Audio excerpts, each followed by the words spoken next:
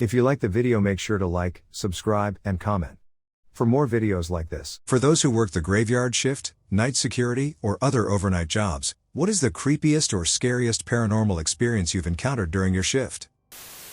The guard shack at my old post used to have an attic and storage room attached to it. At night during swing and grave shifts, you could hear footsteps and stomping coming from the attic. Stuff would fall over in the storage room, and the door would slam shut randomly.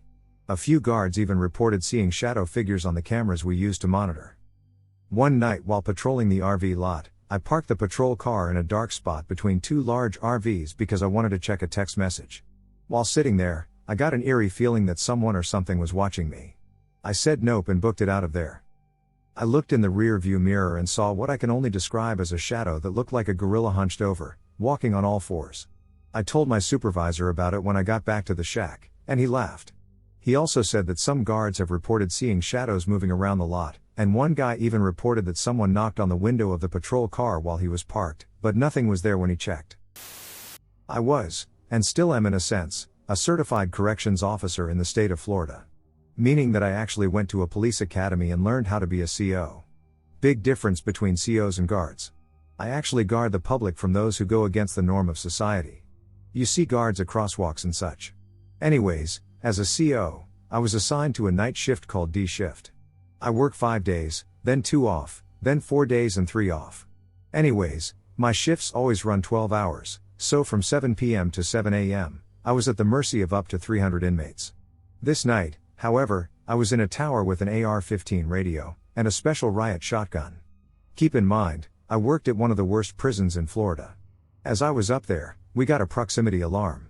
No big deal, it was windy, and the wind sometimes trips them. So I looked through my scope at the area as our outside patrol car rode around to it. Nothing was there.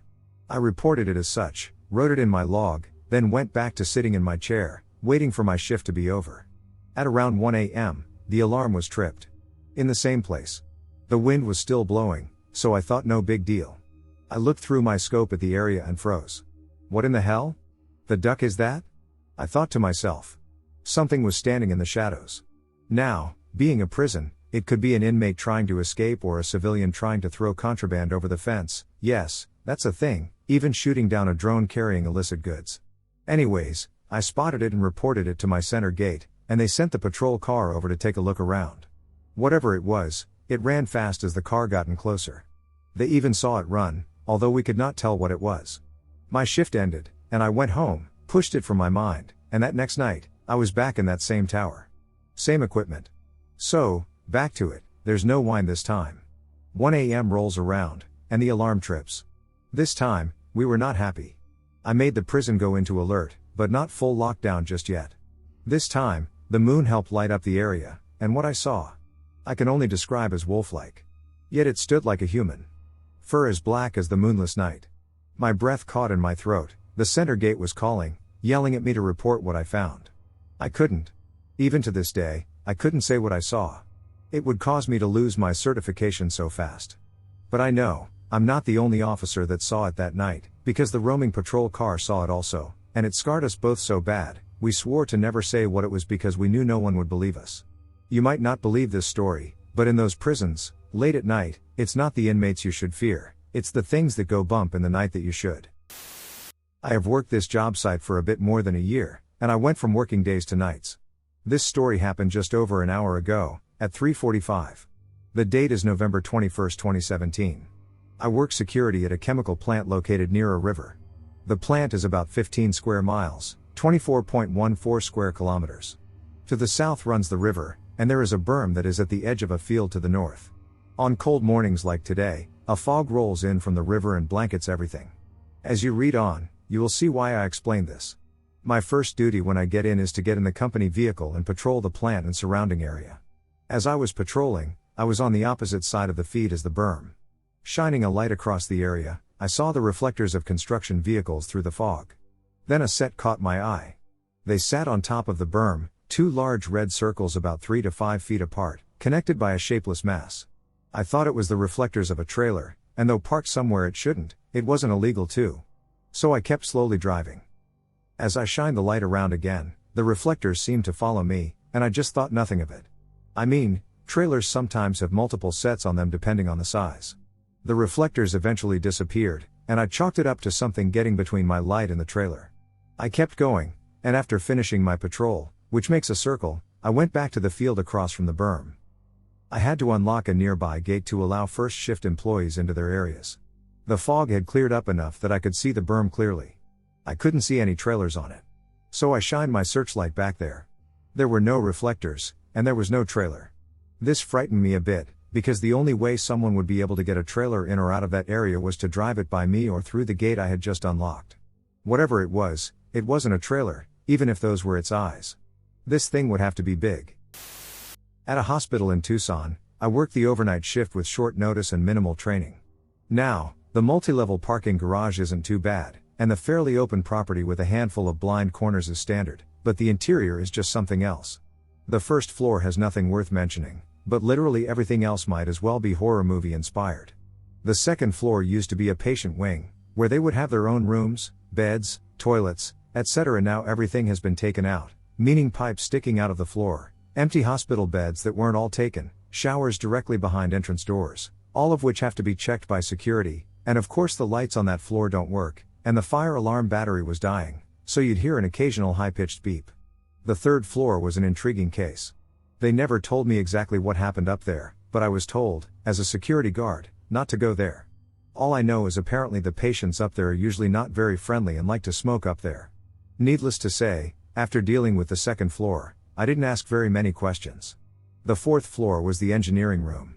Low-hanging pipes, elevator controls, constant loud noises, and a locked door I was told to leave alone. Needless to say, I had every horror movie box checked while I was there. But here's what they don't tell you about living in a horror movie. If nothing ever happens, the anxiety never goes away until you aren't in that situation anymore. So, I was new to the security game and had only worked as a fill-in guy for the first few months. My boss called and asked me to fill in a few days and nights at a farm machine factory. The security company before had withdrawn from the contract, leaving who I worked for to take it over. I get to the premises and take over from the night guard. He was really young looking, must have just turned 18. It turns out he was even more new to the company than I was. I ask him how it's going, small talk, the normal, and he tells me that something is weird about a certain area of the factory and that he hears a slight gargling sound, so he checks that area quick. We laugh it off, and I go on with my first day shift. First night shift, when doing patrols, you had to punch a ticket to prove you had done your checks. I get to the area the kid said about the feeling, although I had forgotten his story, and go to punch my ticket, and I can just feel someone is right behind me turning around with my torch. It's darker than Batman, and nothing, just the feeling. Second night, same spot, pitch black. Doing the first checks of the night. I hear the ticket punch machine do its thing. I shine my torch, but nothing. I walk up to punch out and hear a rather gargling sound coming from the middle of the factory floor. I just plain shit my pants and book it out of there. Third, and final, night, same place, pitch black, first checks, hear sounds, shine torch, nothing, shine torch in the direction I'm walking, something. I don't know what, but as soon as I saw it, it was gone. Book it out again with the gargling sound emitting behind me. I was done. I told my boss the truth, that the place scared the shit out of me and that there was some very weird stuff going down. He then thought it would be a good idea to inform me that the company that withdrew from the contract did so because their security guard was killed while on patrol of the factory. Never went back. In the summers, I worked at a ski resort, mostly night or grave. After nightfall, those mountains came alive. I'd see a black dog sitting along the side of the road in the same spot between our resorts at least weekly. I have also seen the ghostly apparition of a small, silver fox, transparent with a slight moast around it, cross the street in front of my parked unit, walk behind a signpost, and just vanish. The silver fox in native lore, from my understanding, is a good spirit that protects you from evil spirits. Oh, and I heard my grandma call my childhood nickname from the tree line beyond a small clearing outside the security office. She had been dead for a couple of years. By that point, no one called me that besides my sister 2 states over. I was camping in the same tree line a couple months later. I like camping on my work nights, and my boss was cool with it as long as I kept my camp hidden, and I heard a large, bipedal being dragged feet up to my enclosed rainfly and just stood there. No breathing, no movement, but I knew it was there because I didn't hear it leave. I yelled and smacked the side of my rainfly a few times in case it was a wild animal, but there was no response. After what felt like an eternity, I heard it turn and walk back into the trees. Never felt threatened, I'd cry. I just went back to sleep. We have a haunted lodge building where a child and a man died in 2 separate incidents, and both haunt the place. The man's an asshole and the kids are just cheeky. We can hear him running through the attic, knocking things over sometimes. The old man breaks things and leaves a dark feeling in the room he's in.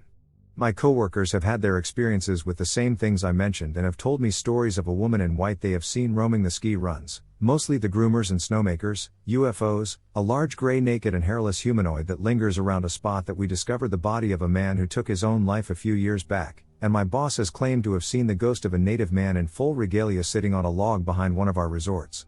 They made eye contact, and after a moment the man stood and vanished. One of the sites I work at is a university campus in Northern Ontario, Canada. The main building housed an Indian residential school from 1873 to 1970. It has an old church, the main building, the dean's mansion, and in the woods nearby there is a graveyard with graves that are nearly 150 years old. There are several different things I've had happen while working there. If you do some research on the Indian residential schools, you'll find out that they were run by the Catholic Church. And the priests and nuns regularly tortured and even killed some young native children. Their mission statement was to kill the Indian, save the man. Starting with the graveyard, we aren't allowed to patrol the trails in the woods after dark. Several guards have been injured in weird accidents out there. There have been sightings of children playing in the graveyard. And once a group of teenagers broke into the graveyard and knocked over headstones. Since then several people have had falls in the graveyard and been hospitalized, broken bones, cuts, etc. The dean's mansion is never opened. It's kept locked, and we only check to make sure it is still locked. There have been multiple sightings of a priest standing in the top floor windows by guards patrolling the grounds at night. Likewise, we never enter the old church.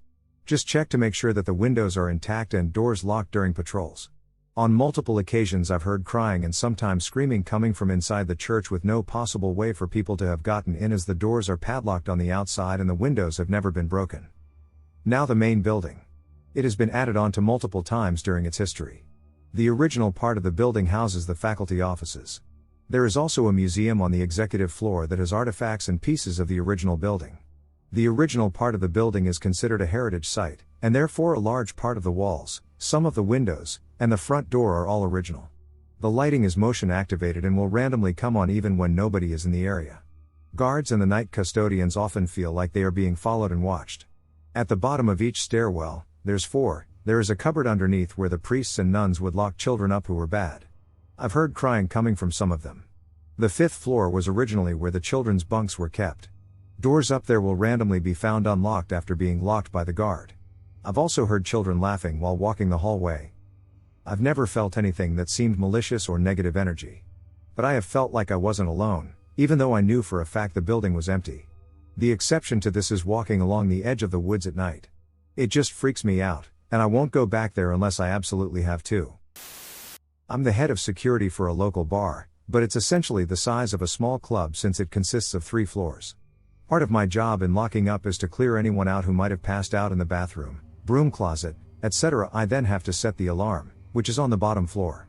I had already cleared the building twice, as per protocol, and proceeded to punch in the code. It throws back an error message saying that there's movement on the 3rd floor. Anyone who's set one of these things knows what I'm talking about, but it doesn't necessarily mean there's movement, and it's usually just a door I didn't shut all the way. So I head back up to the 2nd floor, which you have to pass through in order to access the 3rd floor. As I'm walking, I hear distinct footsteps from the 3rd floor. There was no reason to be concerned at this point, I was just mildly annoyed thinking that I had missed someone passed out behind the bar who had now woken up. You can probably guess that when I get up there, there's no one to be found. It's been a long night, whatever. I head back downstairs and set the alarm without an issue and start to head to my car. The top floor has a bay window that overlooks the street where I'm parked, and of course you can guess I saw the outline of someone standing in the bay window. Still no reason to be concerned at this point, but I'm ducking pissed.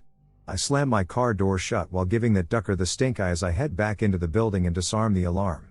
I throw on my Kevlar gloves because I'm ready to drag this guy down the stairs, but in keeping with the ghost story cliché of this tale, of course no one is upstairs when I get there.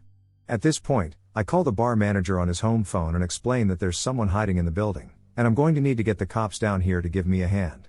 My manager stops me and says, "Wait, guy in the bay window, right? Don't worry about that, you're good to go home." I was confused but didn't want to spend an additional hour at work, so I went home. I hadn't realized until midway home that some supernatural shit was afoot.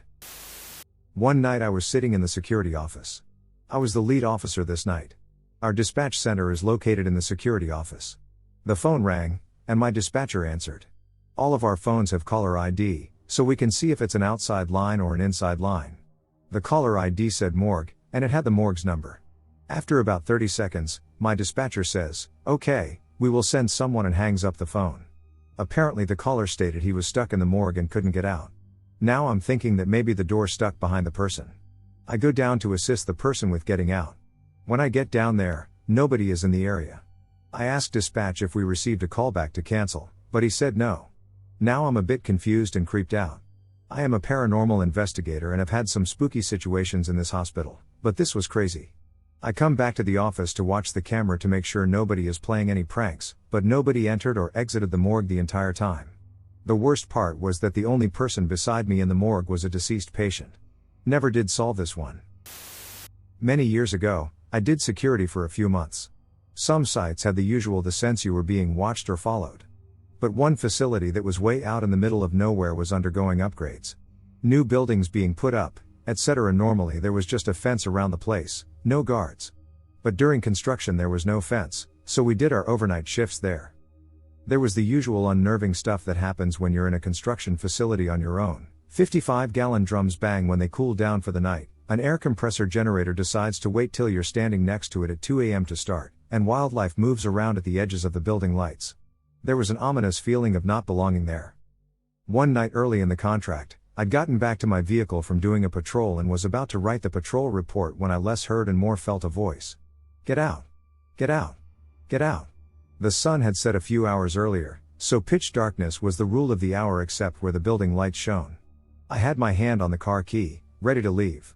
I looked ahead into the darkness and knew I would feel like a jackass in the morning and wouldn't be able to explain abandoning my post. So I stayed for the remainder of my shift. I said nothing about it, so I continued to do my usual shifts there. That was the only time I recall being spoken to while we had that contract.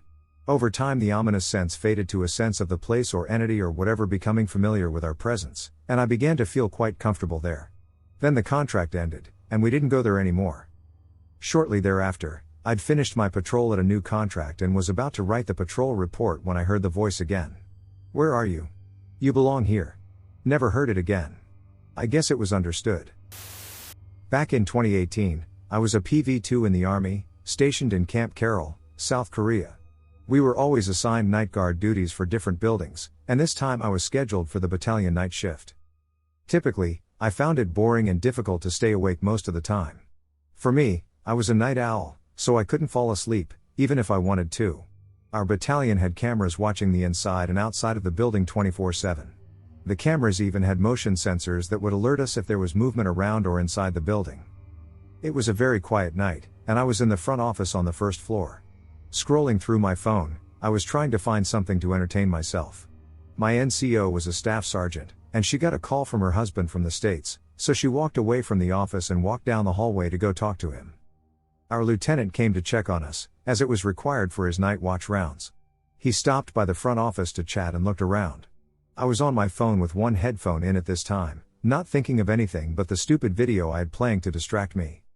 Once the lieutenant came back down from his checks, he stopped by the office again to chat, when all of a sudden we heard 3 loud bangs come from the back door. Not like a fist hitting against it, but something heavier.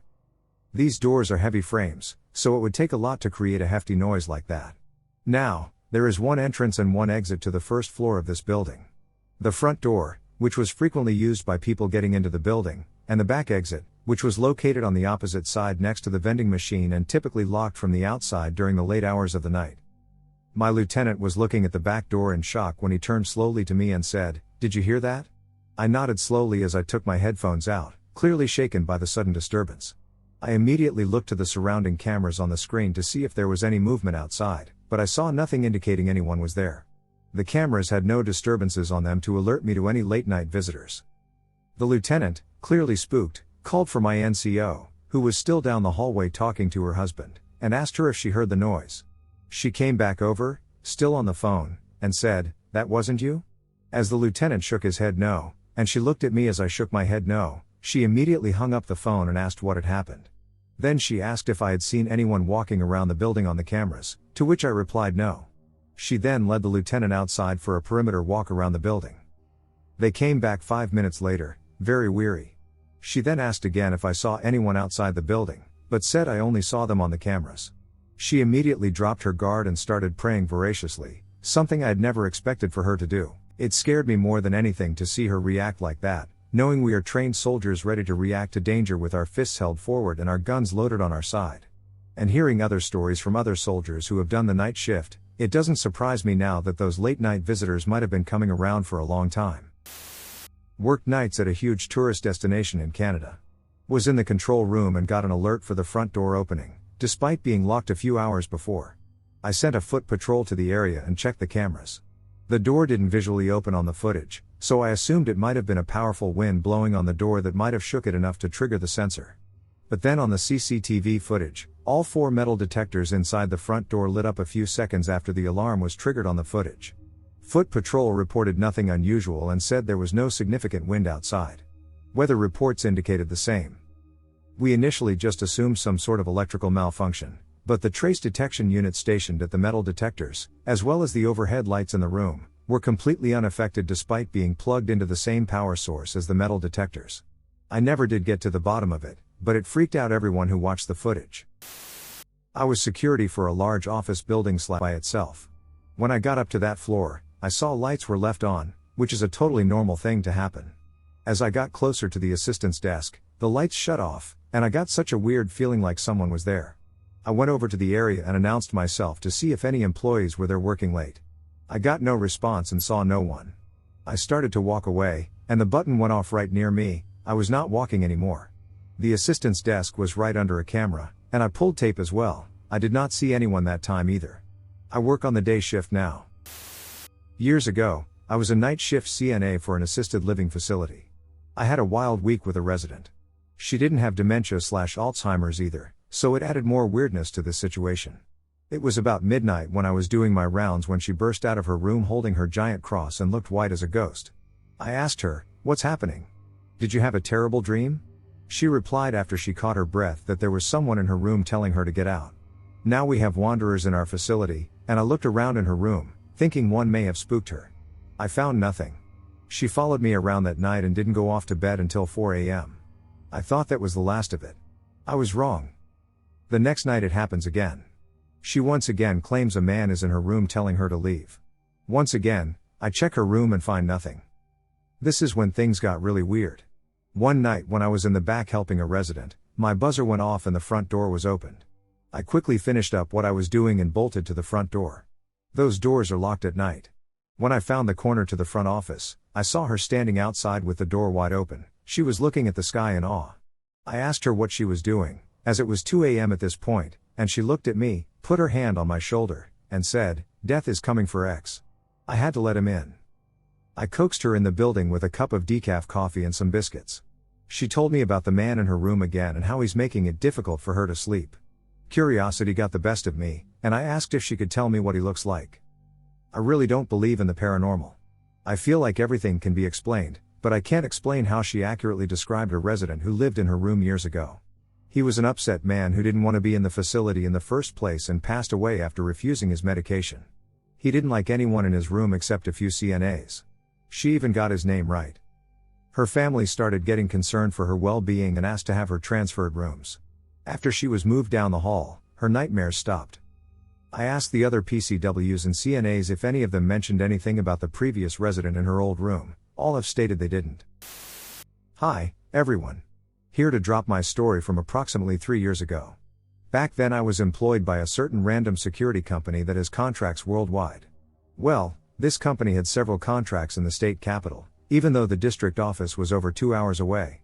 I.e., the contract had to be in jeopardy, or you'd never see your boss.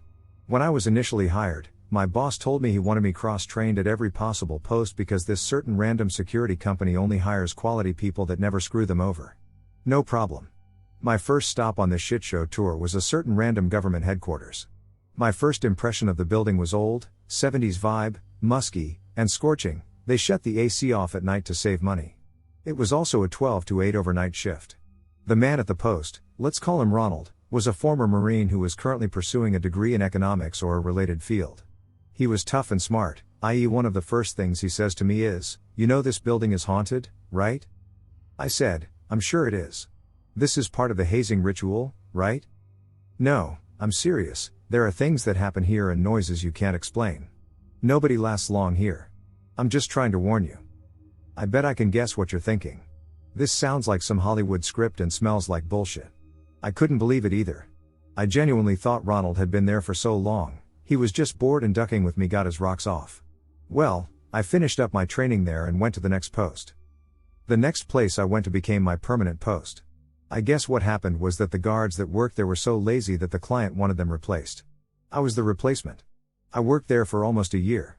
The employees there became my good friends and family, and I even began seeing one of the client's employees. Yeah, I know, it was not the smartest thing to do. In my defense, I was in my early 20s, and she was really hot. We eventually break up, bad, and I don't want to work at the post anymore. I never told my boss the real reason why, but I requested a transfer. Of course, their problem child post, the certain random government headquarters, needed a body. In case I hadn't mentioned it prior, all these posts in the capital were solo. I was only supposed to be there temporarily until they could find my replacement. Lol, I was the replacement. I got played for sure, but that's not what this is about. 100% this building was old and creepy, but I had the Mr. Krabs attitude, I ain't afraid of no ghosts. I'm by no means an atheist, but I didn't really buy into the paranormal hype. For the first several months, it was really chill there. I did my rounds. I studied for my Gray exam when I wasn't on foot and generally had a peaceful existence. Fast forward a few months, and I'm training someone else at my post because of cross-training. I was excited to have actual human contact. So blah blah blah, we get back to my desk, and I start running my mouth. Yeah, I was told that this place is haunted, but I haven't seen anything. Nothing has ever shown itself to me. Oh my gosh, I ducked up so badly by saying that. The next night I got to work, and the building seemed way darker. I'm going to do my best to describe it, but as a skeptic, it's challenging to analyze everything at the time and translate it now. The air was extremely heavy. For the first time in my life, unmitigated terror was in my heart. When I walked downstairs, I could feel forces trying to push me down. Books were being dropped from shelves, things were being thrown off desks, and I'm like, nope. It just so happened I was sent a contract to be the permanent guard at the post. The audacity. Lol. I told them I'm going to sit at the front desk and not do shit until they replace me. I ended up quitting a couple weeks after that.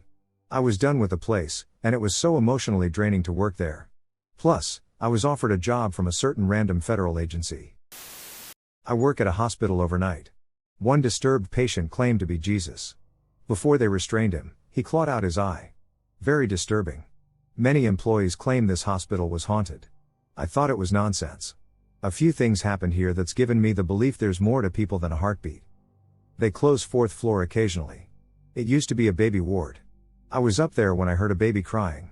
I called security. He heard it too. No baby anywhere. One night, I was tasked with stripping and waxing several rooms upstairs. While starting, a door slammed shut across the hall. I called out who was there. Nobody was. Looking in the room, no airflow, no windows opened. I calmly took my equipment and left. The next day, my boss asked me why I didn't do my job. I said I don't get paid enough to deal with doors that slam by themselves. By far the creepiest. I was cleaning 2 rooms after patients left. They were connected. There was one exit.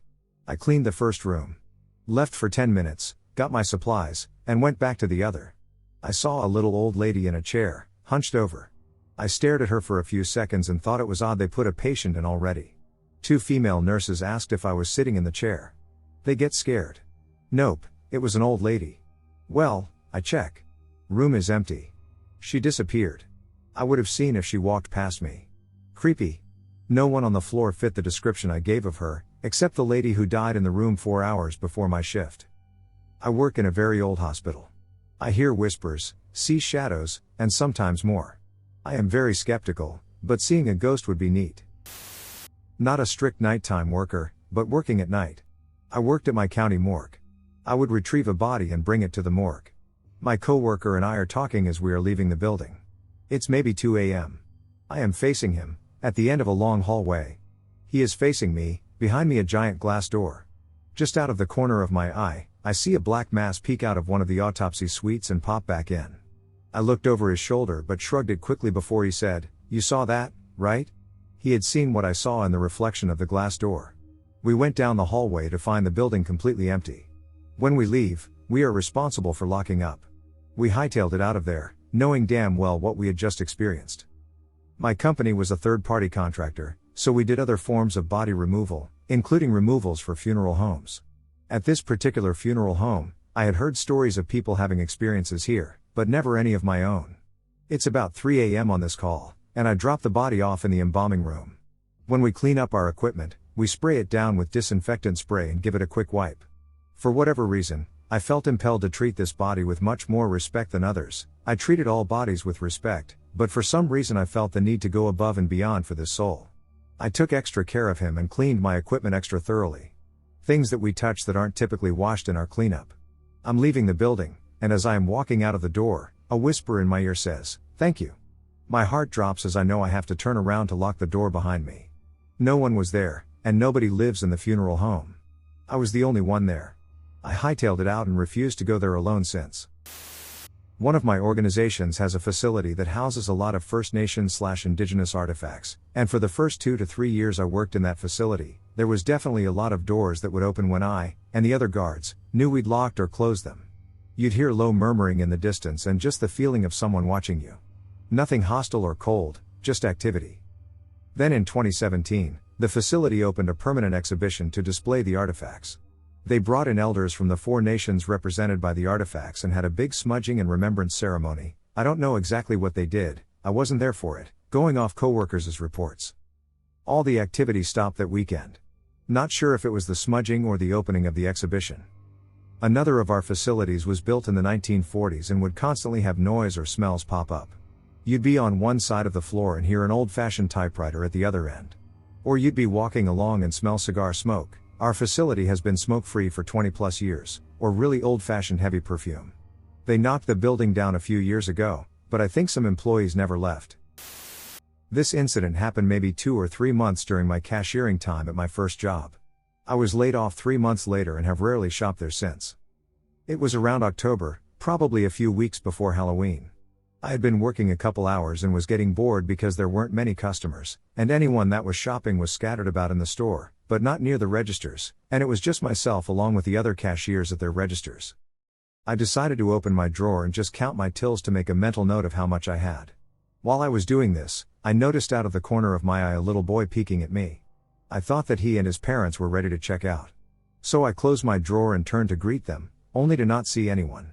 I'm confused and took a step out from what I called my register cubicle to look around for the child, but there was no one there, and I even asked my coworker who was walking by.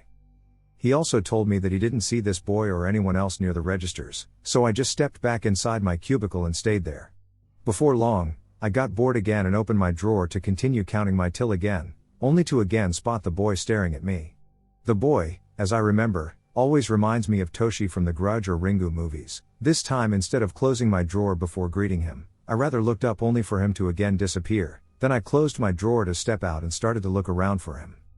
This time, I asked a supervisor and manager who were walking by. Again, I was told no, as well as received confusion or looked as if I was going crazy.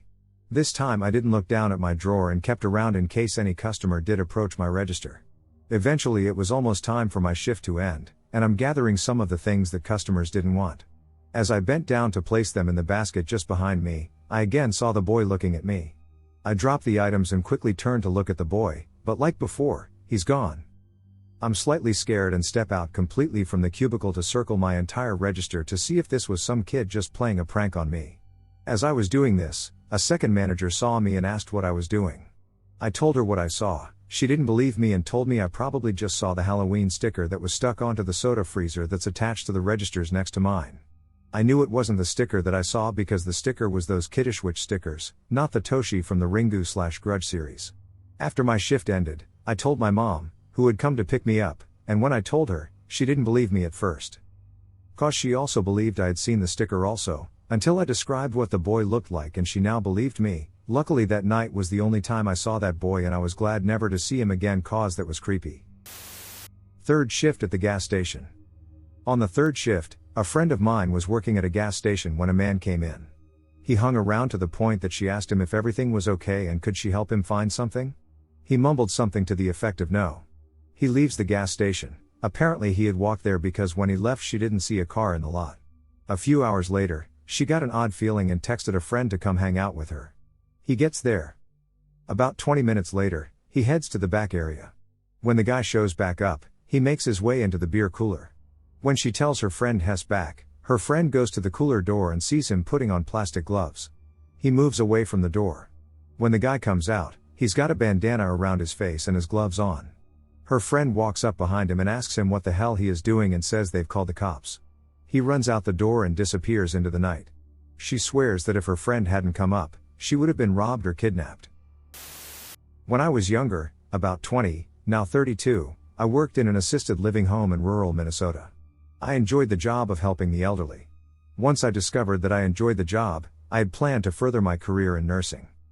In this assisted living building, I worked overnights because it fit well with my college schedule. I was the only younger person on the night shift, working alongside people in their mid-30s and above. I learned a lot from these people, heard scary stories of their experiences, and made a few friends that I still have today. One night, whilst working there, I was scheduled on the third floor, where there were about 15 residents at the time. I had gotten to know all of them and was rather close to a few. One lady, who we'll call Judy, not her real name, was my absolute favorite. We'd spend hours talking when she'd be awake at night, unable to fall asleep. Judy was in her 80s and in good shape. This particular night, Judy rang me to her room to receive help fixing her TV. After tightening the cables on the back of her TV, we sat and talked for a good 20 minutes. She told me how she planned to walk to the nearby park in the morning following. Something she did every morning. She'd walk to the park with a bag of bread, sit on the benches next to the water and feed the geese. After a while of talking, I told her that I had to go to do my rounds and that I'd see her the next night. We said our goodbyes, and as I was leaving her room, she said, "Alicia, you're a good kid." I smiled and went on to do my rounds. A few hours later, my coworkers and I decided to go outside to smoke around 4:30 a.m. We sat outside in the cold 40-degree weather and smoked and chit-chatted. As we sat there, we noticed an older lady walking down the sidewalk away from the building. I thought she looked familiar, and I realized who it was when I saw the bag of bread she was carrying. "That's pretty early for Judy, don't you think?" My coworker replied. "I guess so," I replied. We laughed and continued smoking. Then, our pages started buzzing all at once, and we rushed inside. When we met the coworker who paged, they had a distinct sad look on their face. They hugged me for a good 30 seconds, the whole time I was confused. This coworker knew my family, so I was worried that something may have happened. Confused as ever, I followed them to the elevator and up to the third floor. My heart fell as they led me to Judy's room. I heard sirens in the background and immediately knew it wasn't going to be good.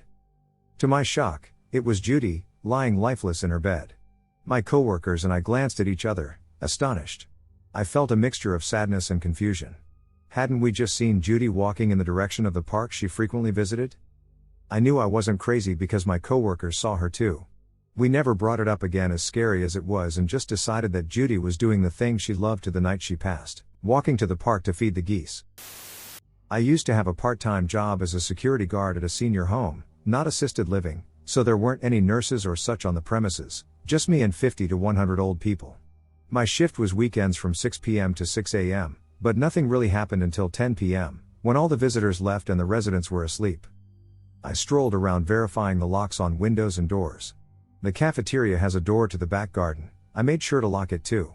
After finishing my rounds, it's 4 stories high, I get back to my desk, and I see movement in the garden. Because of the wind, I initially thought it was just trees and bushes blowing around, but I kept a close watch on it.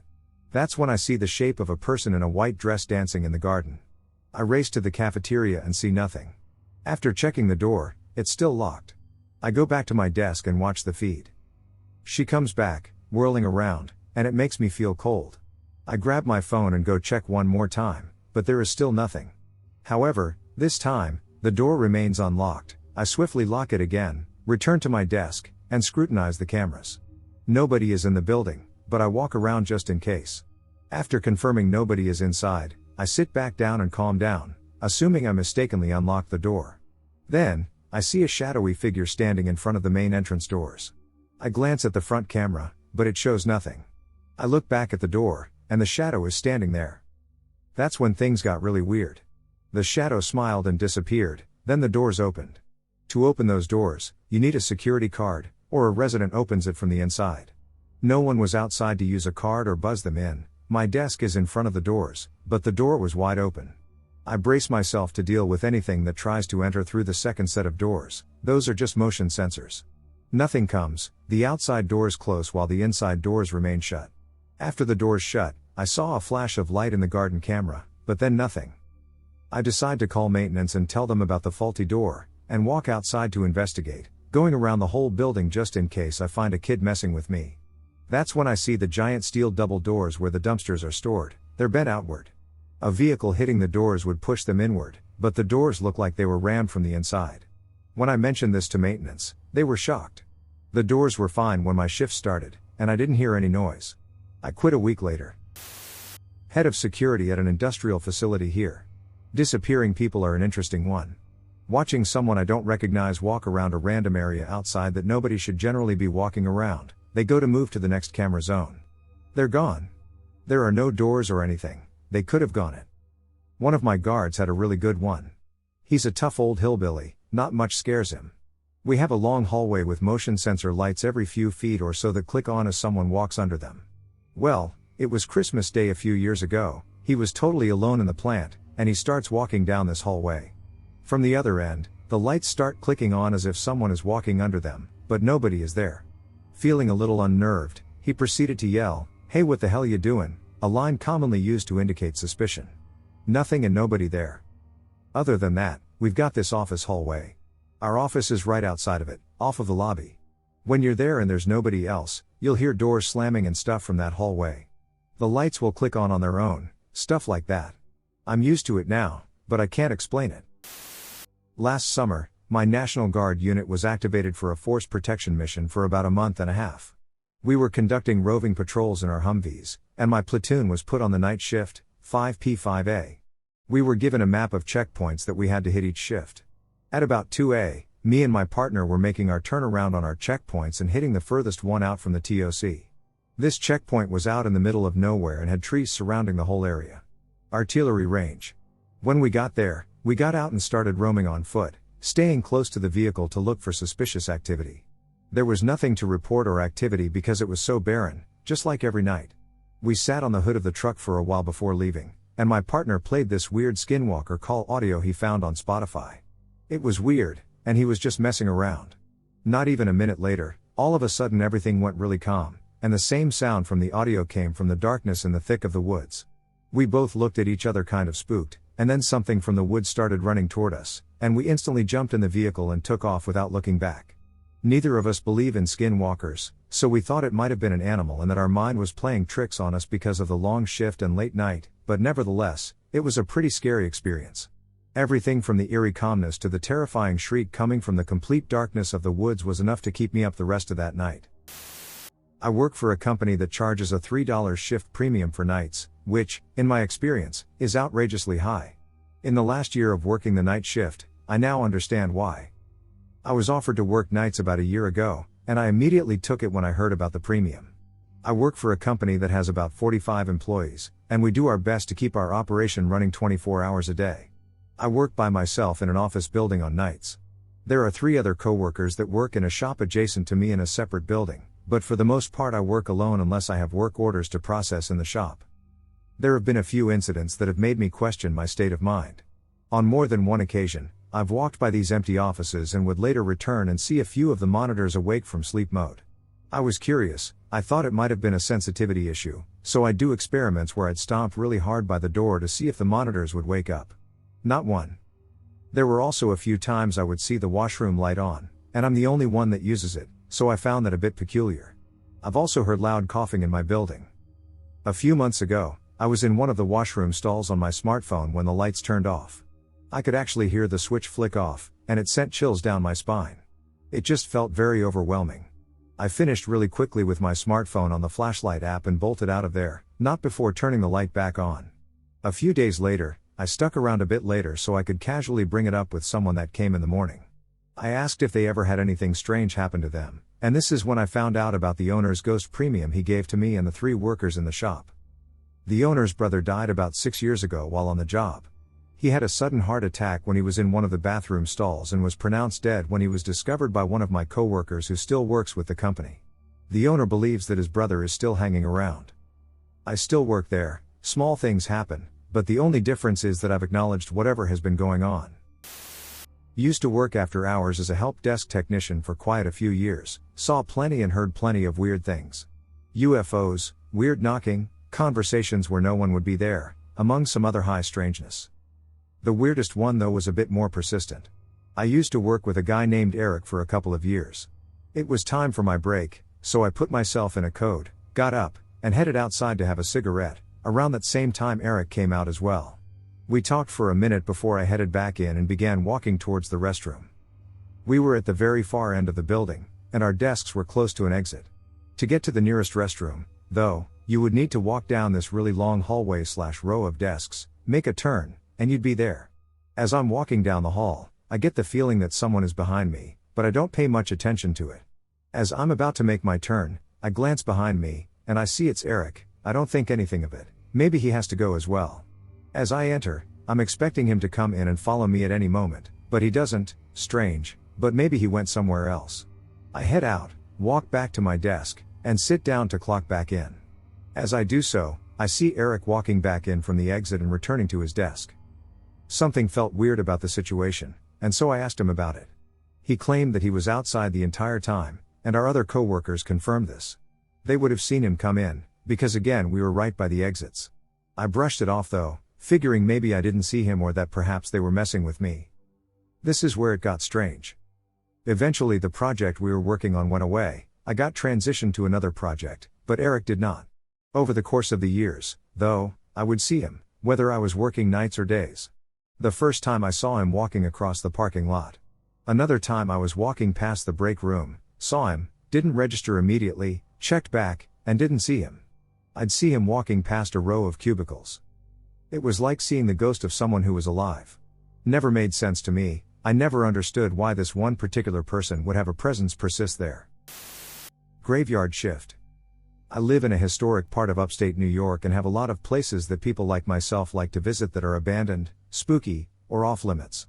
In my hometown, there are 2 large cemeteries that everyone and their brother has gone into at night one time or another. We have one though that is infamous. Cults flock there, townies go there to have sex, drink, etc. This cemetery carries felony trespassing if caught by police. Tons of rumors of ghosts, demons, and mental patients from the 1920s still roam the 22 acres of rolling hills. Some say that Satan himself hangs out there just to scare dumb townies. There is a 1.5 mile walk from the road back through trees on gravel before you even get to see the cemetery itself, and along the road are caves and mausoleums that wannabe witches and Satanists light candles in to rebel against society and their parents. This all took place in 2009. I did my research on this place because I heard so many rumors and wanted to see them for myself. So I convinced my then girlfriend Lindsay and some of our friends to venture in. So we planned for a Saturday night to park our car in a neighborhood and walk a bit to the road and walk in around the gates from the woods. That Friday I was at a party with my friend Kevin, who I was telling my plan to, and he listened to my zeal, and as I kept talking, he started to get this real worried look on his face.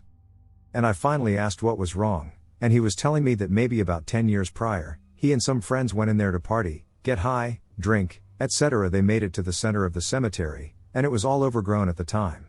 And they made a fire and started doing their thing. He and another guy passed out and were woken up to men in hoods starting to slit to their throats. He recalls kicking one guy and taking his knife, the handle was made out of animal bone, and he shoved the other guy hard into some brush and picked up his friend, who was alive.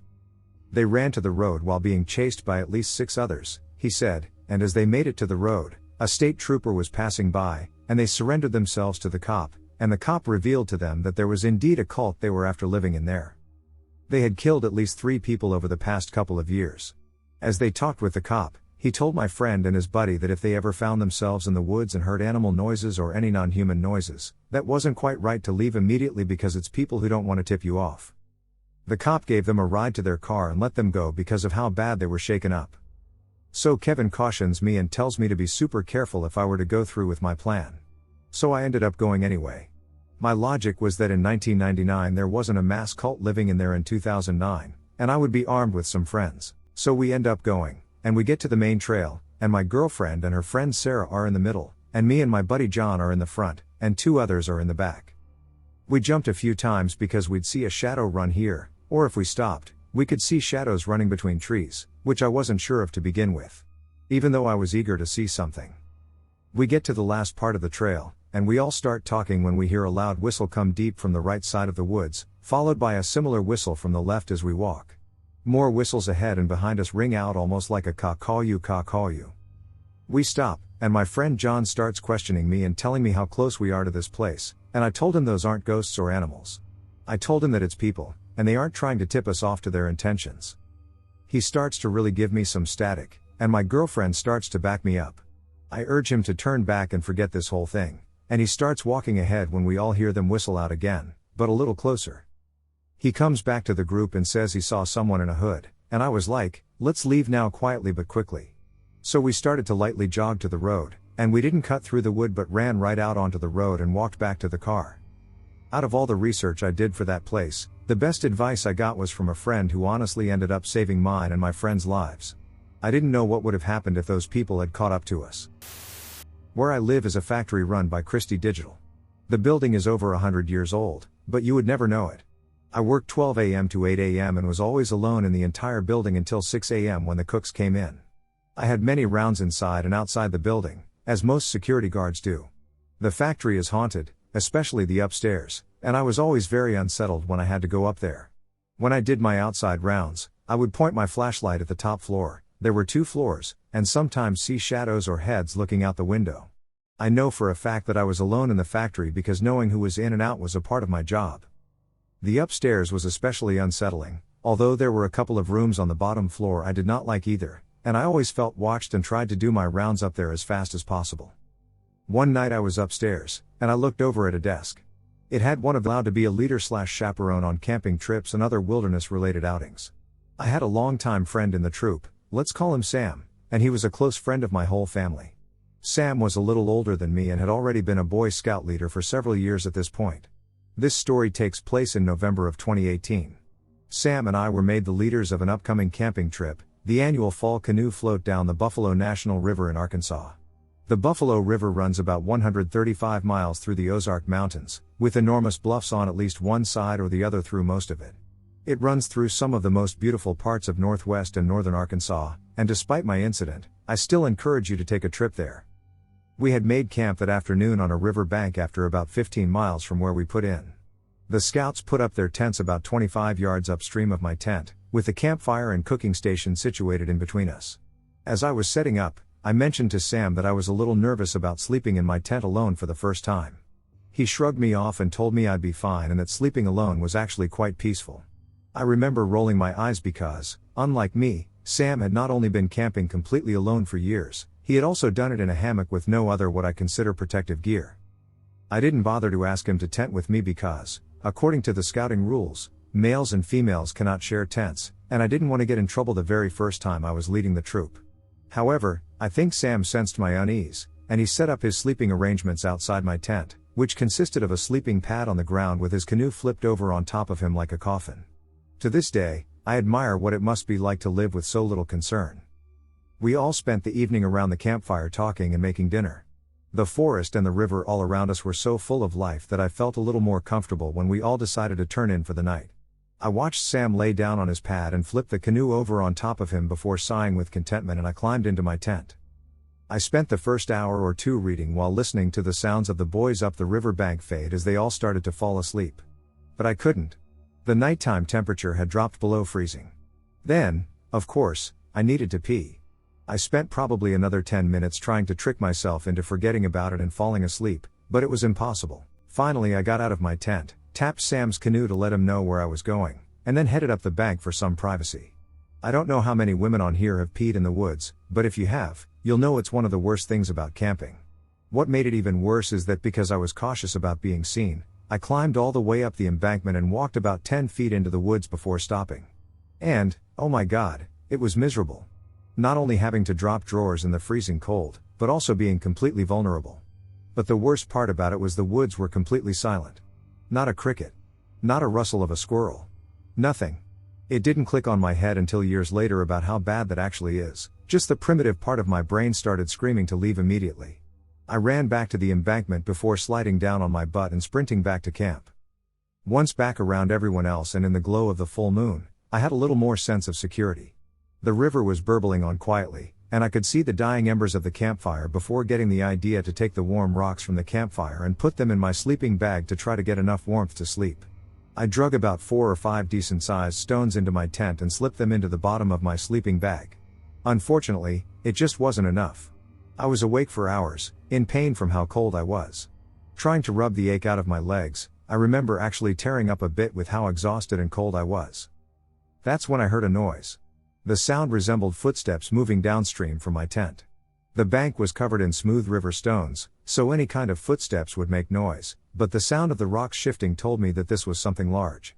Then I heard them enter the water, and I worried one of the boys was awake and going for a midnight swim. I quickly unzipped my tent and poked my head out to see an elk drinking from the river. At least it looked like an elk. It was massive, but it was far enough away and standing perfectly in shadow that I wasn't quite sure. It was much too big to be a deer, but we don't have moose in Arkansas. I quietly watched it, hoping to see more of it when it looked directly at me. Its face, even in the shadow, triggered my primitive brain again. If my blood wasn't running cold before, it was now. I felt this pricking up my neck as this unknown terror crept into my bones. I ducked my head back into my tent and stayed completely still. For hours. The combination of the fear and the cold wasted any hope of sleeping. I never heard the elk thing leave the bank, but I also didn't even think about listening for it. The woods were that almost screaming silence again. After what felt like hours, someone tapped on my tent and said, "Come on out, it's time to go." I pressed my face into my hands and breathed a sigh of both relief and exhaustion.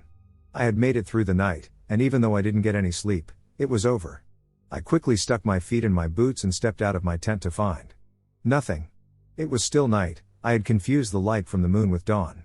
No one was around my tent, and the time it took from when they spoke to me to when I came out was not enough time for one of the boys to make it back to their tent before I saw them. That pricking feeling came back, but this time it was all over my body as I heard a voice in my head say, "Don't turn around." I slowly sat backwards in my tent and zipped myself up into it with shaking hands. I laid down in my sleeping bag, covered my face, and prayed. I prayed for so long until I finally fell asleep. In the morning, I woke up to the familiar voice of Sam talking to another scout outside my tent. I could feel the warmth of the sun beating down on my tent. I know I looked terrible by the way Sam did a double take upon seeing me. "Jesus. You look like you didn't sleep. Did you come to my tent last night?" I asked him. Sam, still studying my face, slowly responded, "No. Please don't play with me. If you did, you got me good and great. Just don't continue the joke right now if you did." I felt a little guilty about being accusatory because Sam was actually a pretty no-nonsense guy, especially when it came to being in charge on camping trips. "Diana, no. I wouldn't try to scare you. I know how nervous you were about sleeping alone out here."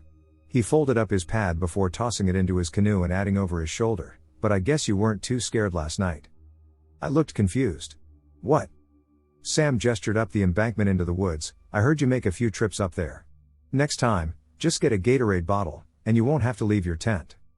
Around that time the rest of the scouts had announced that they had finished cooking breakfast and everyone migrated to the campfire, but I felt like I had just sunk down to my knees in the river mud. I had left the tent once. I went up the embankment and came back down once. So, if it wasn't me, what had Sam heard coming out of the woods and checking out my tent multiple times that night? Why hadn't I heard it? I've told this story to people before, and they say I had just dreamed it, but I know I hadn't. I was too cold and had sat up in my sleeping bag most of the night, rubbing my legs. And since I know it wasn't a dream, what is hiding and hunting in the woods along the Buffalo River? So I work at a grocery company that is slowly making its many name brand stores across the country. This story takes place last year, a few months after my 16th birthday. I decided to get a job because I was exhausted of doing nothing all day in my house, and I figured why not earn some money? At this point in time, all I worked was the night shift, which was normally 3 p.m. to 10 p.m. almost every day. I wasn't a cashier when this took place, I was a UT, which is basically a buggy boy.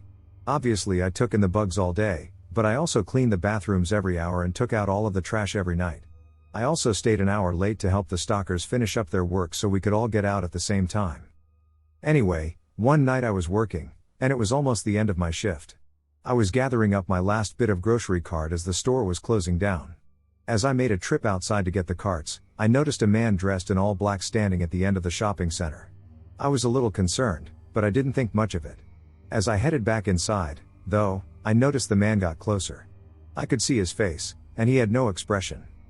I walked inside and told my manager to come outside with me so she could stand at the door while I got the remaining buggies outside. Me and my manager were very close, so she had no problem with it. As I walked outside, I could see the man out of the corner of my eye. As I began to head towards the buggies, the man started walking very fast towards me with the most horrible smile on his face. He kept getting closer and closer, until he saw my manager. The second he saw her, the man instantly turned around and disappeared around the store corner. I was in shock at what just happened. I don't know what this man's intentions were, but I'm glad I got my manager to come outside with me. Unfortunately, this is not where the story ends. After all of my buggies were in, I noticed a little black carry basket. The company doesn't allow customers to take them outside, but someone must have taken one out there. So my manager said I had to go and get it, but the guy was probably still roaming around. So I got in my car and went to go and get it and then drove back to the store. Now it's not like the basket was super close to the store because I would have just gone out and grabbed it, but it was all the way across the parking lot. So I got the basket, gave it to my manager, and went to leave. But my teenage self thought it would be a good idea to park my car in the parking lot and call one of my friends to tell her what had just happened instead of driving home, which was in a whole other city about 20 minutes away. So I call my friend to say what happened, and I notice a figure getting close to my car. I immediately recognize the man coming straight to my car with an object in his hand. I slammed on the gas and sped out of that parking lot. Nothing else happened after that. Soon I transferred to the same store but in the town that I lived in, and I don't really do the night shifts anymore. Not by choice, but because once you've worked there long enough, you start having more day shifts. I have no idea what that man's intentions were, and I never want to know. I worked midnights at a medium-sized beach resort in Pensacola, Florida. A lady had jumped previously from one of the towers. No one wanted to patrol that tower. People would hear noises from the attic of the tower so much so that the maintenance manager was asked to stay overnight in one of the condos to see if he could figure out what the noise was. The next morning he told my boss that he had no explanation for the noises that he was hearing and that, in his opinion, it was haunted. I had to make rounds by myself about every hour, and one evening the new guy brought in a night vision scope, and we walked out and looked up at the side of the building, and someone was clearly visible through the night vision sitting in the chair on the balcony, and looking at it normally no one was visible. Another time I was riding through the parking garage and we heard a shriek that sounded like it came from the tower itself. We all heard screams inside the tower, and it always sounded like the same woman, but no one ever reported, and the guests we had were the type to report everything. I'd have to say my creepiest experience though was the night in the dead of winter when the place was abandoned and I had to deliver some blankets to a unit. When I went up, the sliding glass doors at the main entrance to the tower were stuck open. I spent about a minute trying to fix them, and then I went on to deliver the blankets and radioed in to log that the doors were not working. I delivered the blankets without incident, and on my way down, I started to hear the most awful banging. I thought the big 6-cylinder diesel generator had fired up. Nope, the doors were slamming open and closed, and they were doing so with such force that the lock had been jarred into the lock position. Many people have died on the island through history. Pensacola was the first U.S. settlement. I used to work for a private security company about 20 years ago. In addition to alarm responses, we conducted patrol checks and occasionally checked in/provided backup to security guards at individual sites. One night in particular, I was working overtime, covering off a particular run I had never done before. I know the city well, so finding the buildings wasn't a problem. However, I received a warning about a specific building. The CEO was facing charges, and the board wanted extra overnight checks to make sure he wouldn't try anything shady. No problem. Oh, and by the way, the building is haunted. Sure, I said. I'll leave Casper with a coffee for you. The layout of this building consists of 3 vertically stacked floors, a single hallway with offices on either side, and stairwells/exits at both ends. It's not a big building. The process, including paperwork, should take no more than 10 minutes. The first time I was walking the top floor back towards the front stairwell, I was shining my flashlight into various offices, noticing the ornate woodwork on the exquisitely done wood paneling and paintings of old men I didn't recognize. About 3/4 of the way through the hallway, I heard a loud noise. Someone was dragging a chair across the carpet. I was alone in the building. I had just walked through all of it. I turned around and shone my flashlight on a chair now placed in the exact middle of the hallway. I had walked there 5 seconds ago. Had the chair been in that spot when I passed, I would have walked through it. With the hair standing up on the back of my neck, I checked the nearby offices, then put the chair back against the wall beside the end table, just outside the office door where it had previously been. I went downstairs to do some paperwork, and I heard the shuffling upstairs again. I went to the landing on the stairs, where I could see the hallway with my eyes at floor level, and saw the chair back in the middle of the hallway. I used to work the overnight shift at a water treatment plant that first began treatment in the early 1920s. We were believed to be the oldest continuously operating plant in the state. I was the only one in the plant from 11 to 7. Many security features would inform me of someone's arrival outside of normal business hours. That said, here were my experiences. Sounds. Many times, while sitting at my desk, I would hear music playing softly from the next room. There was no radio/speaker/audio source in the room that would otherwise explain where the music was coming from. It was older music with a big band/jazz genre. Too faint to actually make out a particular song or artist. There was no set time, although it seemed to happen the most between the hours of 0001 and 0100. Most of the time I would stand up from the desk to investigate. I would make it almost to the doorway, and the music would stop. The last time this occurred, as I stood up, there was a very clear and close growling type of noise, and the music stopped before I even walked away from the desk. Until then, I had mostly attributed this to my mind playing tricks on me. When I first started the overnight shift, I heard conversations between a man and a woman while standing at the sink. The source seemed to be coming from the entryway, which was behind the sink. It was too faint to make out what the conversation was about, but there were two distinct voices. When I walked into the entryway, the conversation would stop. Again, this was when I had first started working overnight. I chalked it up to my mind messing with me. On numerous occasions, and quite frequently, doors would slam shut from areas of the plant that were unoccupied. Pressure changes or wind could cause some of these slams, while doorstops held others open. Smells. There were a few instances of unexplained smells in the older portions of the plant. One night, for instance, walking into the main entryway from the filter galleries, there was a distinct smell of a woman's perfume as I stepped through the door. I walked about 5 feet into the entryway and then turned back through the door into the filter gallery. The smell was gone. The security records and cameras showed I was alone. On 2 occasions I had an odor of rot or decay while walking from the entryway to the bathroom area. The bathrooms were clean, and, being the only one there, I can attest that there would be no cause for the odor coming from the bathroom. In any event, it wasn't a sewage smell, but rather a rotten flesh sort of an odor. Again, I would walk through the door maybe once or twice, and the smell would be gone. Sightings. I, personally, had only had one unexplained sighting. Again, in the oldest portion of the plant. I was standing outside in the parking lot when I saw a shadow moving across the oldest of the filter galleries. It was large and darker than a shadow should be and moved quickly. Being that security was one of my job functions, I had to investigate. After searching from the top floor to the bottom, I concluded that I was the only one there. There were large windows in the filter gallery, which is how I was able to see the figure in the first place, but there was no light source that I could use to explain what I saw. Coworkers had claimed to see figures standing in the windows on the plant's second floor, offices, or third floor, storage.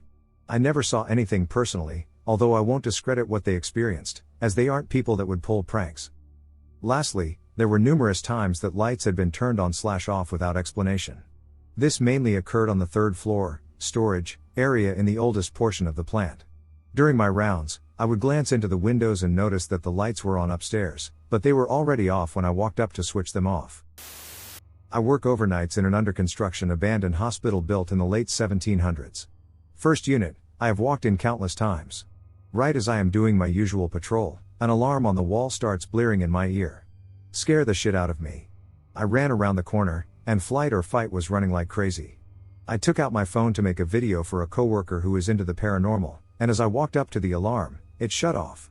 The first and only time that has ever happened in 2 years I have walked that unit. We have a unit that no one goes into. The story is that a serial killer was put in here and was under supervision when he killed himself. That unit is spooky even before I knew the story. It gives you goosebumps when you walk in it. Multiple times I have heard people talking in the hallways where it should have been empty. There are 2 or 3 guards, 1 housekeeper, and 1 or 2 maintenance guys on at night. That's it. I usually don't look behind me if I'm walking an abandoned unit and hear voices or footsteps behind me. I just keep walking. Sometimes you get that dread feeling, but I ignore and move my ass. Some of the more veteran guys have more stories, but I try not to listen or I won't patrol anymore. Former soldier here. I had to do regular guard duty and rotations at different parts of the base I was in. The base was known to have multiple problem areas. As part of our rotation, we patrol or guard different places, one of which was the swimming pool where we conduct and simulate river crossing exercises and conduct water survival training, and another was a fairly deserted entrance to the base that was facing a forested area. As part of our foot patrols, we regularly patrolled around a small lake, where the water-based training used to be conducted but stopped as there were drownings every year. That was part of the base and a forested path nearby the lake. As part of the pool duty, our role was to make sure none of the soldiers and trainees went for a late-night swim as the area was off limits and for safety reasons as there were no lifeguards and limited medical staff on duty. The pool had huge stadium lights that are turned off overnight and had those Olympic height jumping boards to simulate jumps into water from helicopters. During one of the pool duties that I did, we were in the lifeguard room. This overlooks the pool, chatting in the dark. This was so that nobody knows we're there and the guys can catch some sleep, when we heard a loud splash, like those that you hear when someone jumps off the jumping board from a height and makes a huge splash. As part of protocol, we turned on the stadium lights, which light up the whole area, and ran out to check the pool in case someone was hurt. It's a 5-second walk from the room to the pool, and the duty sergeant was ready to rip into whoever it was.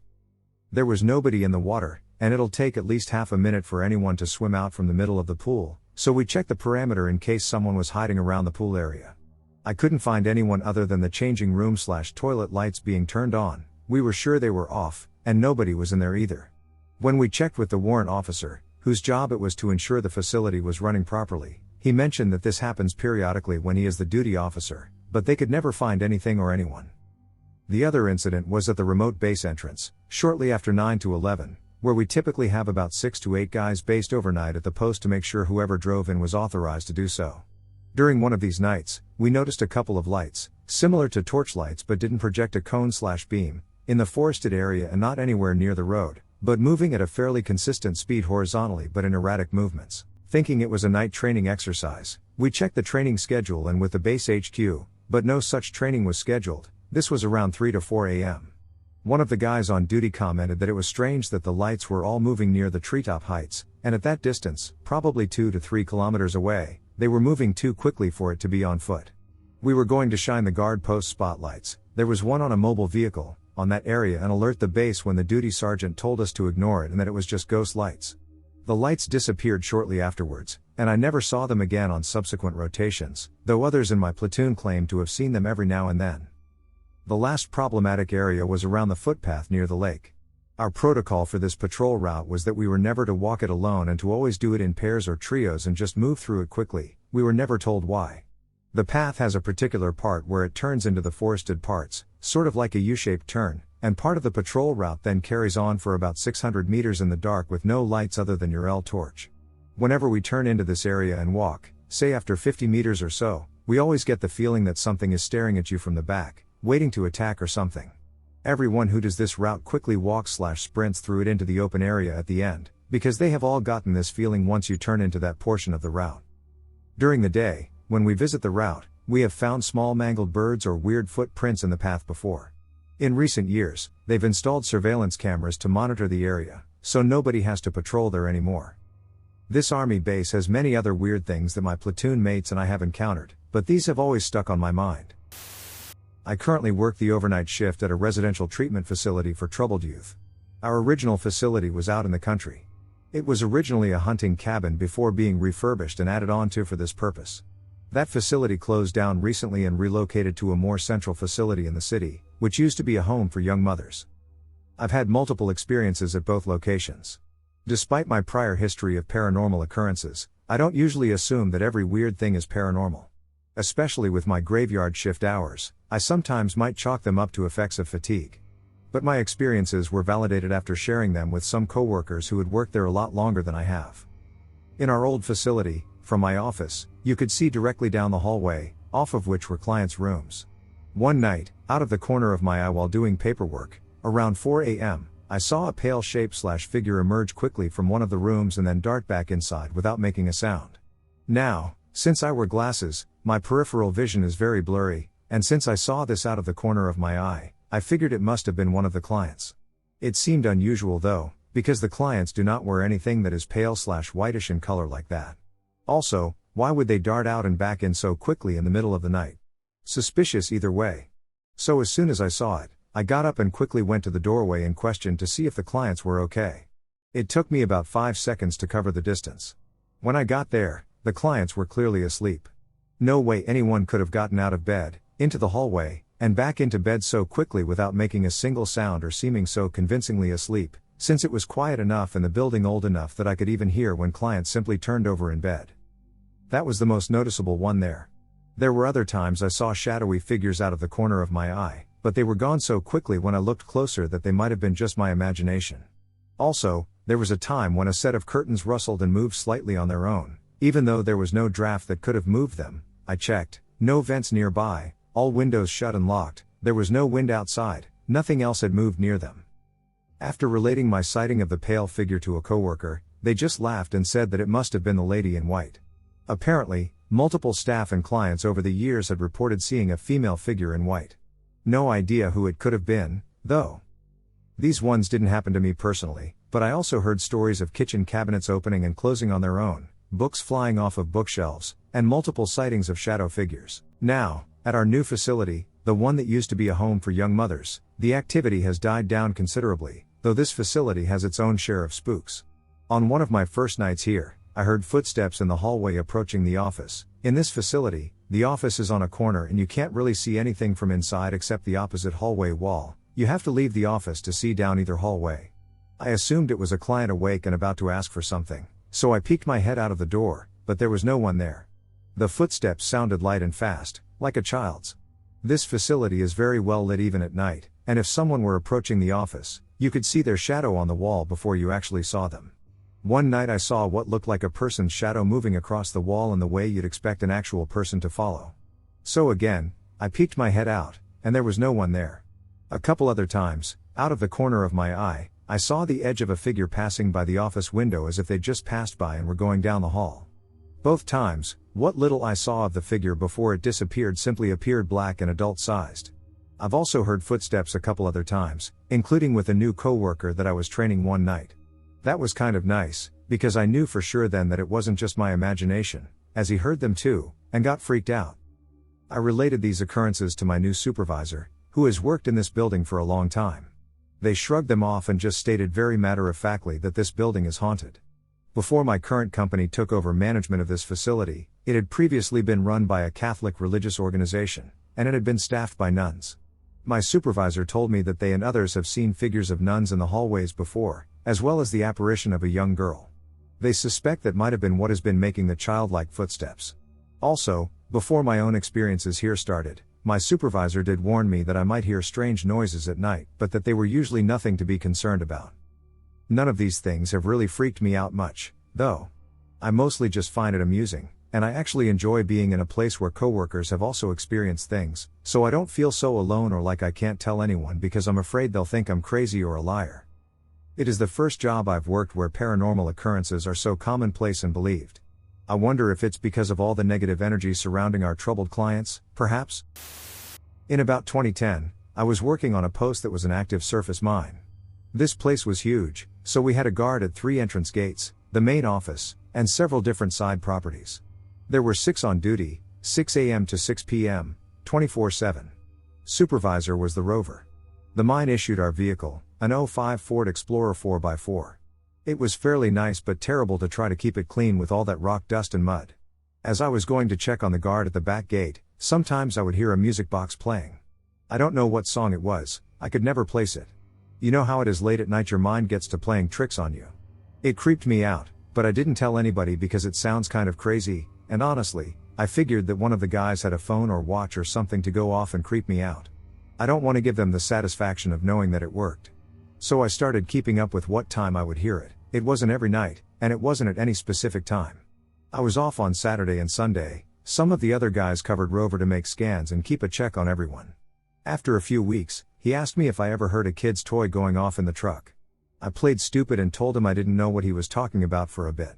My son was about 3 at the time, and I drove him around every now and then, so he assumed that it was one of my children's toys.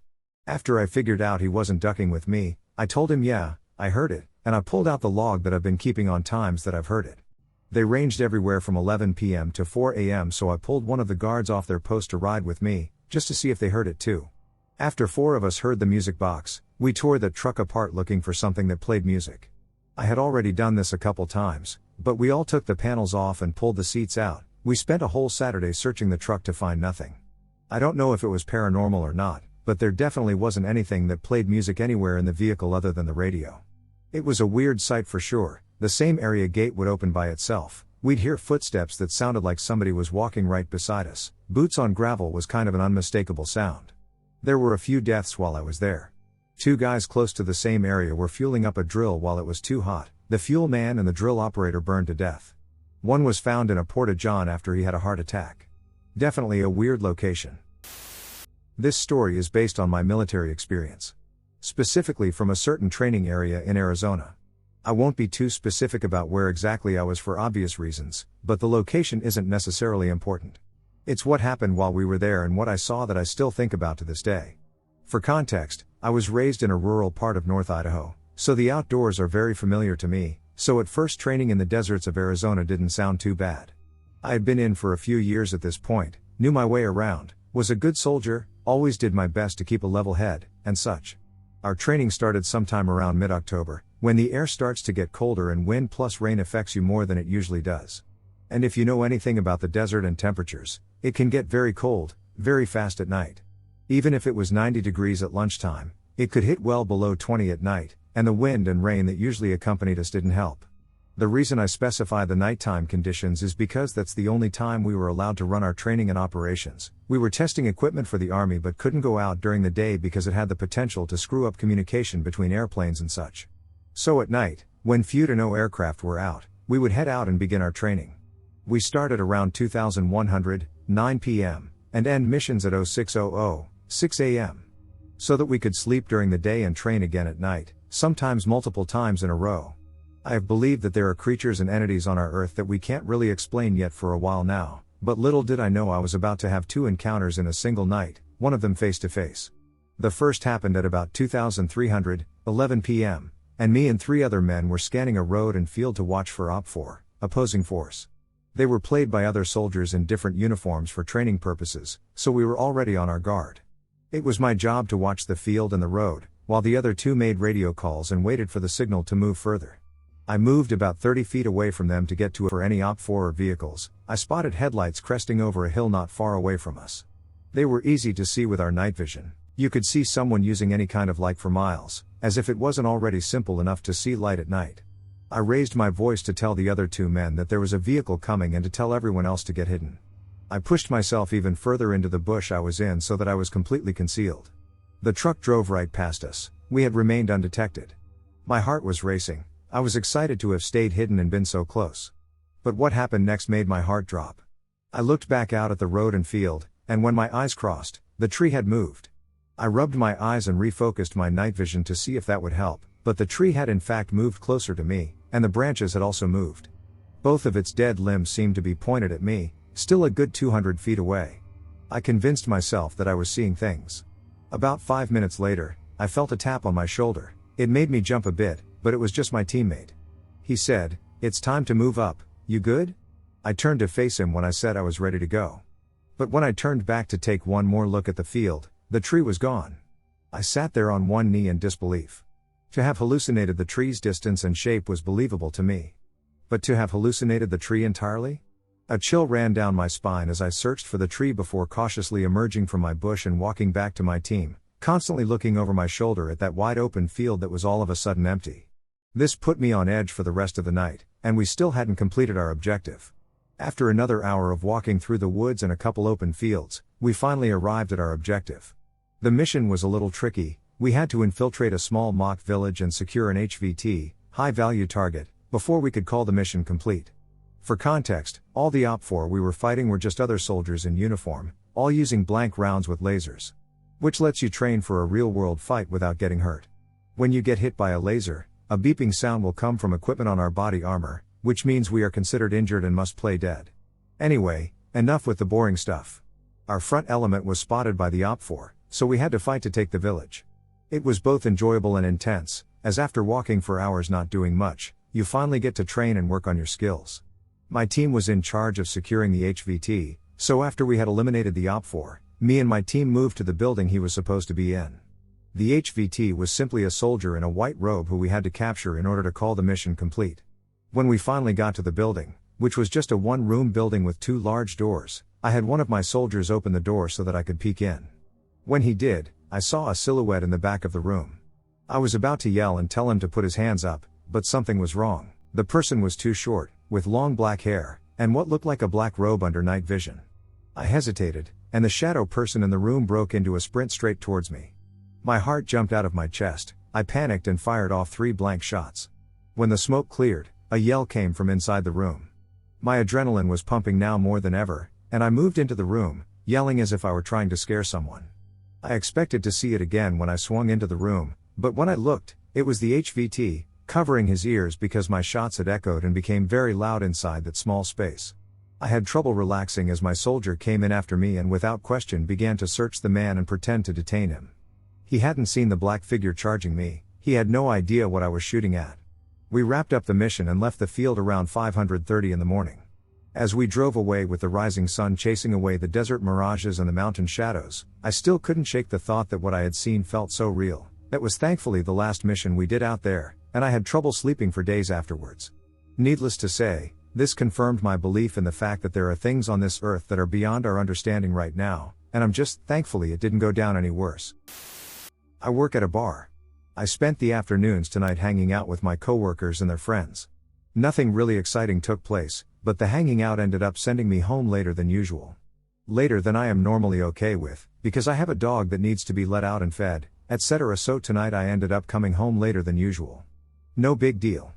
I let my dog out and sat down on the porch, waiting for him to do his business. Normally, I would trust him to do his thing on his own, but he's been agitated by the back neighbor's little yappy dog, so I've been in the habit of keeping an eye on him in case they're out at the same time.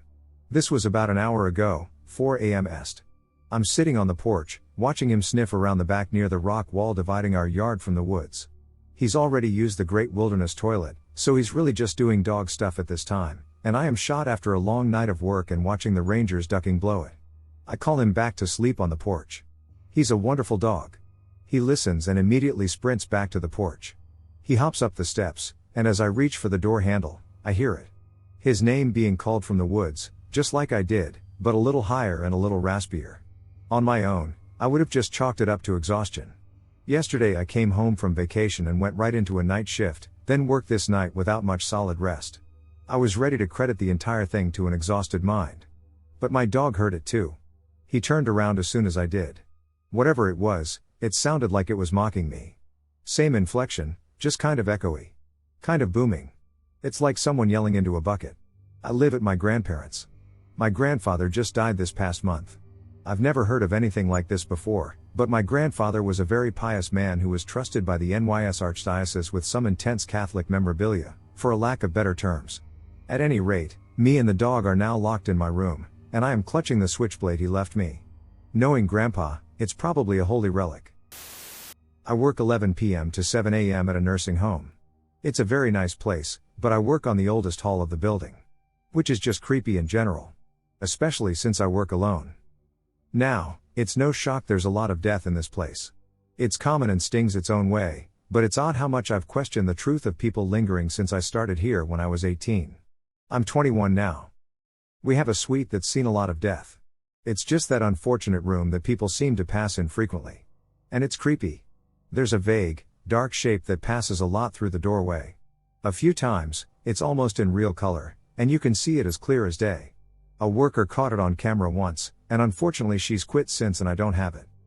When I first started, that room terrified me, and I couldn't place why. I one day got this overwhelming sense of being watched and decided to take a break from the uncomfortable sense. I walk up to my partner in the other hall to start explaining it, and she says, "Wait. Let me stop you." And writes something on a slip of paper before I continue. I tell her about a dark shape that walks by and how some nights it feels like I have unseen company with me as I do paperwork. She unfolds the paper to reveal almost verbatim what I said. She says it's been going on for years, and everyone just accepts it. Never have I been a believer in anything paranormal, ghostly, or scary. Always thought this stuff was just BS. Until now. A couple weeks ago I started working a graveyard shift at a plant that fills cylinders with different gases, oxygen, different medical gases, gas for welding, that sort of thing. During the shift, it gets very dark, and it's just me and 2 other guys. Working in the graveyard is different. It's like a different reality. A different dimension. Things are just different. Anyway, years and years ago there was an accident at the plant where 2 or 3 men lost their lives due to human error. Since then, there have been huge safety updates to ensure it never happens again. Outside of our plant, we have a bunker. This is where we store filled cylinders. In case there is a leak or something, it's all outside. About once a week I see people who are not there. People who are not real.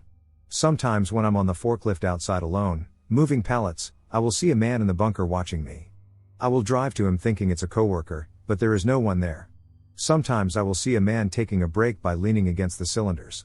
Wearing the old-style uniforms and looking like he's from an old movie. They are 2 different men. Different builds. They are also 100% not my coworkers. I assume they are the ghosts or spirits of the men who passed by the plant. They are calm and do not scare me. They're just watching us work. Taking breaks and relaxing. Walking home from a cabin at camp, I get the kids to sleep and start reading a collection of H.P. Lovecraft.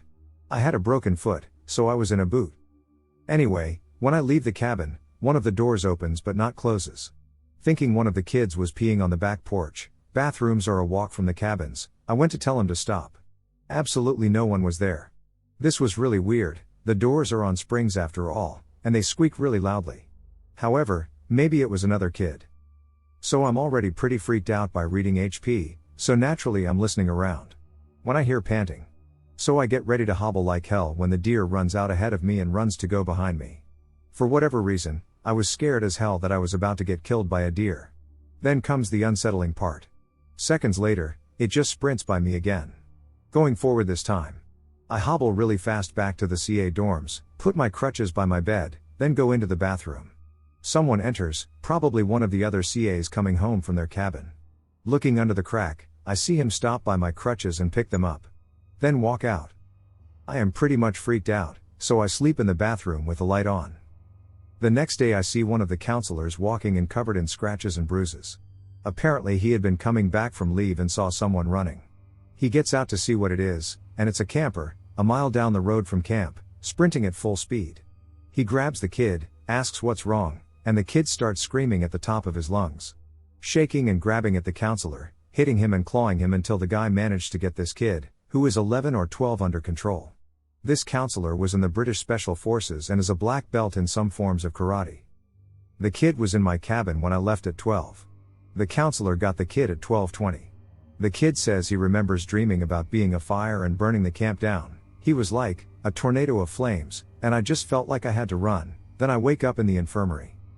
So, somehow this kid runs a mile in the dark overnight, deer acting freaked out to the point where they run past a human twice. Some shit steals my crutches while looking over my bed, and a kid almost beats the crap out of a Marine.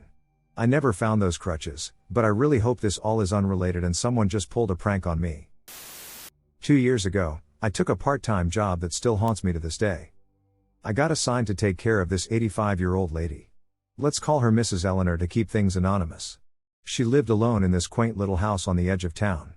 The place was old but well kept, with a charming, slightly overgrown garden that probably hadn't seen a gardener in a few years. She had a small poodle named Max who was always by her side, following her around everywhere she went.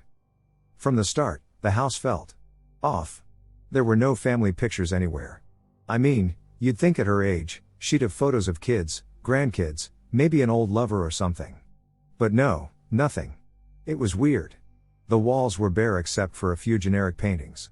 I asked her about it once, just casually during a conversation, but she brushed it off and changed the subject real quick. She had this look in her eyes, a mix of sadness and something I couldn't quite place. I didn't push it because I didn't want to lose the job, but it definitely made me curious. My daily routine was simple enough. I'd get there around 5 p.m., cook dinner, make sure she took her meds, and just keep her company for a few hours.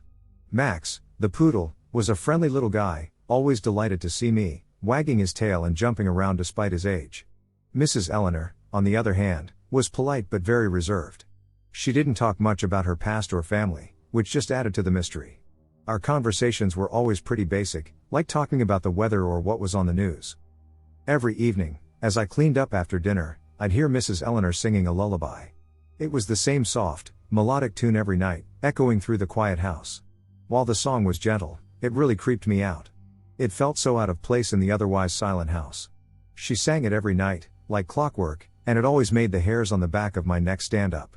Sometimes, I would find myself pausing my cleaning just to listen. The whole situation was unsettling. The house, the lack of family photos, the nightly lullaby, it all felt like pieces of a puzzle that didn't quite fit together. I couldn't shake the feeling that there was a deeper, darker story behind those melodies. It was like the house held secrets that it wasn't ready to share, and I was just an outsider peeking in. As the weeks went by, my curiosity grew stronger. Why was she singing this lullaby every night? Who was it for? The routine stayed the same, but the sense of unease kept building. I had been given strict instructions by my employer not to go into Mrs. Eleanor's room. It was one of the non-negotiable rules of the job, probably to respect her privacy and maintain professional boundaries. One evening, while I was cleaning the dishes, I noticed that the door to Mrs. Eleanor's small office was slightly opened. She had always kept it closed and told me it was just a mess she didn't want me to fuss around with. But that evening, the door was invitingly open. Hearing her close the bathroom door upstairs, I decided to take the chance and peek inside the office. The room appeared to be straight out of the 1960s. Blue walls, a small single bed, and a wooden desk cluttered with old papers. There was a small closet to the left that caught my eye. The whole setup struck me as odd. This room, which looked like it belonged to a young boy, was in the home of an elderly woman living alone. There were no pictures, no personal belongings, nothing to explain why this room was here. I couldn't explore more because I heard footsteps right above me, making my heart race. Panicking, I quickly closed the door and hurried back to the kitchen. The rest of the evening went by uneventfully. I gave her the necessary pills, made sure she was comfortable, and left for the night. But I couldn't stop thinking about that room. Why would she have a boy's room in her house if she had no children? The thought gnawed at me, creating a whirlwind of questions. The next day, my curiosity got the better of me. I decided to conduct some research on Mrs. Eleanor. I spent hours online, searching for any information about her. But nothing came up. No social media profiles, no news articles, nothing. There was absolutely no information available about her life. It was baffling and left me with more questions than answers. I returned to work after the weekend, determined to find out more. That evening, as usual, I prepared dinner and ensured Mrs. Eleanor took her medication. Then I waited for her to go to the bathroom. The moment I heard the bathroom door close, I quickly made my way to the office. The room was just as I had left it, with that same lingering, musty smell hanging in the air. This time, I opened the closet. Inside, I found small boxes, stacked neatly but covered in a thin layer of dust. My heart pounded as I opened one to find baby clothes, tiny socks, pants, and sweaters, all meant for a baby boy. They were neatly folded and seemed well preserved, despite their apparent age. But why would Mrs. Eleanor have these? The discovery left me with more questions than answers. I went back to making dinner, trying to process what I had found. My mind was racing with possibilities, but none of them made any sense. Was it possible she had a child once? If so, where was he now? That night, as usual, Mrs. Eleanor began singing her lullaby. Normally this song would send shivers down my spine, creeping me out every time. But this night was different. Instead of fear, I felt a surge of curiosity that I couldn't ignore. I went upstairs quietly, and with each step up, the lullaby grew louder. The door to her bedroom was almost closed but had a small gap, just enough for me to peek through. She always left a gap, saying it was to let Max come and go as he pleased. I peered through the gap and was shocked by what I saw. Mrs. Eleanor was sitting in a rocking chair, gently swaying back and forth. She was holding Max in her arms, cradling him like a baby, and singing softly to him. Next to her was a small wooden cradle, old and worn, as if it hadn't been used in years. She continued her lullaby, her voice soft and melodic, but now it felt more sad than creepy. Her gentle rocking, the way she cradled Max, and the soft melody of the lullaby all created an image that was difficult to shake. I slowly backed away from the door, not wanting to intrude any further. I went back downstairs, my mind spinning from what I had just seen. This made me think and start connecting all the dots. Did she pretend that her dog was a baby? A baby she never had? I could be wrong, but that would make sense, right? The boy's room, the baby clothes, no pictures, no husband, no children, just her and her dog, whom she pretended was her own son. There are many possibilities. Maybe she lost her child during a miscarriage, or the son died somehow. It's heartbreaking to think about, but I had no way of knowing for sure since there was nothing about her online. I even asked my boss about Mrs. Eleanor, trying to get some information about her past. My boss didn't know much either, just that Mrs. Eleanor had always been a bit reserved and private. She mentioned that Mrs. Eleanor had experienced some tragic losses and was now quite lonely, with some health issues typical for her age but nothing specific. I worked out the rest of the week, but everything felt so creepy and intense. The quiet dinners together, the silence in the house, the haunting lullaby, it all felt like I was living in some kind of ghost story. Each night, as I lay in bed, I couldn't stop thinking about what I had seen. The pieces seemed to fit together, but they painted a picture that was too tragic and eerie for me to handle. Even during the day, I found myself distracted, replaying conversations with Mrs. Eleanor in my mind, looking for clues I might have missed. I thought about asking her directly but quickly dismissed the idea. It felt too intrusive, and honestly, I was scared of what I might uncover. There was a part of me that didn't want to know the full story because the fragments I had were already too much. I noticed more details that added to the unsettling atmosphere. The way Mrs. Eleanor would sometimes pause mid-sentence as if lost in a distant memory, or how she would stroke Max's fur with a faraway look in her eyes. The house itself seemed to hold its breath. I made my decision. I sent a text message to my boss, saying I couldn't continue with the job and that I was quitting immediately. I didn't even say goodbye to Mrs. Eleanor. It felt wrong, and I knew it was rude, but I just couldn't bring myself to face her again. The thought of another day in that house, surrounded by haunting memories and unanswered questions, was too much for me to handle. I felt a mix of guilt and relief. Guilt for leaving without a proper goodbye and for abandoning Mrs. Eleanor when she clearly needed someone. But also relief, knowing that I wouldn't have to endure another evening of lullabies and unsettling silences. I knew I was being cowardly, but I just couldn't do it. The experience had taken a toll on me, and I needed to get out. The whole experience was something I couldn't shake off easily. It made me think a lot about the hidden struggles people face and the ways they cope with their pain. Mrs. Eleanor's story, whatever the full truth was, taught me that sometimes the past can cast a long shadow over the present. So, that's my story. The job I thought would be straightforward was one of my most emotional experiences. This is my former supervisor's story. We both worked at a large music brand company that made guitars.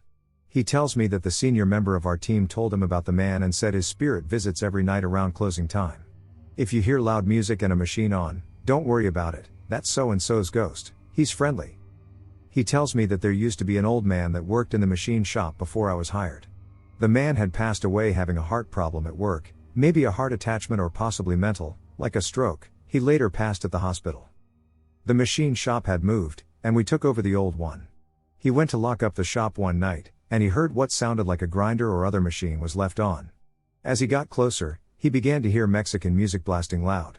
Once he'd heard the music, he instantly remembered the story of the ghost. Nope. He yelled and turned around. Locked the door behind him and clocked out. This seemed to only happen when he locked up later than usual. He stated that he always made sure to lock up promptly.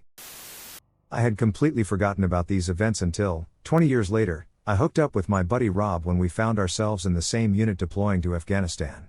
Fort Riley in Kansas is the home of the famous U.S. Army 1st Infantry Division and is one of the Army's oldest and most haunted posts. While I was a member of the Big Red One, the nickname for the 1st Infantry Division, I served as a member of the division's Air Defense Battalion.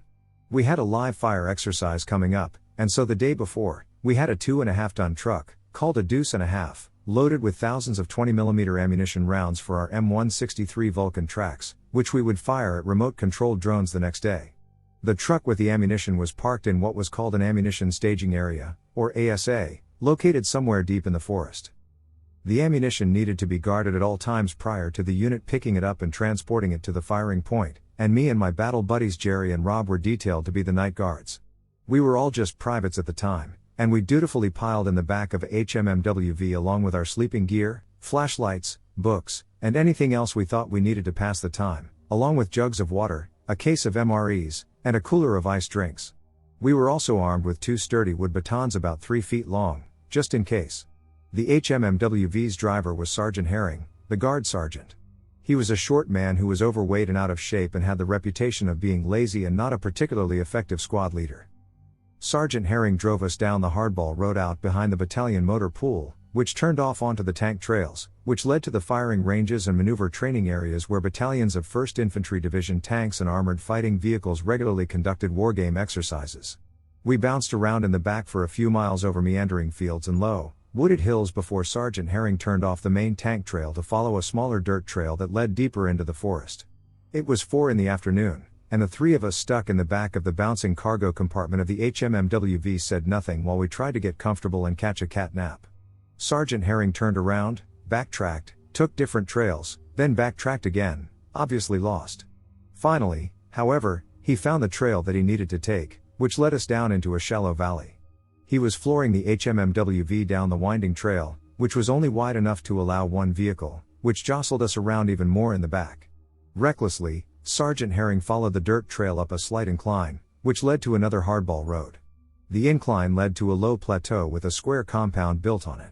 The compound was simply a concrete parking lot about a quarter-mile square surrounded by 2 chain-linked fences topped with razor wire. Parked in the center of the parking lot underneath the lights was the deuce-and-a-half truck with the ammunition.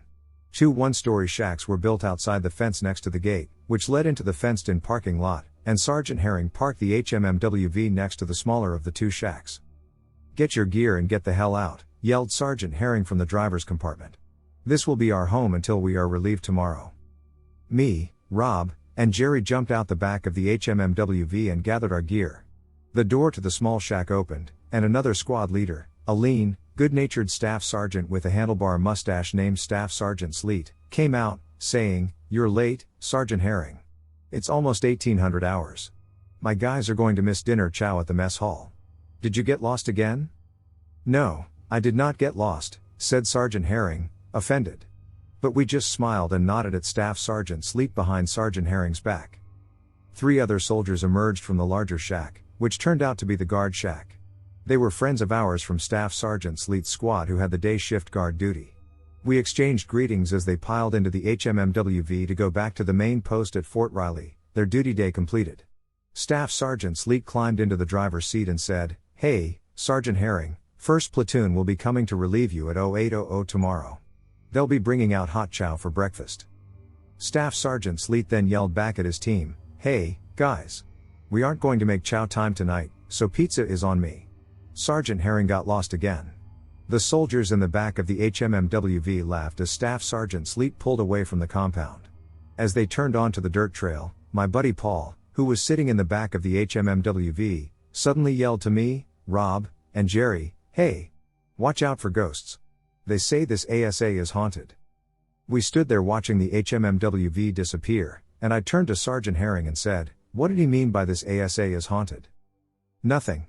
It's nothing," replied Sergeant Herring, sounding frustrated and flustered. Sergeant Herring pointed to the larger shack and said, "Turn your gear in there. That's where you 3 will be spending the night. You'll each be doing roving patrols around the perimeter of the fence in 1-hour shifts.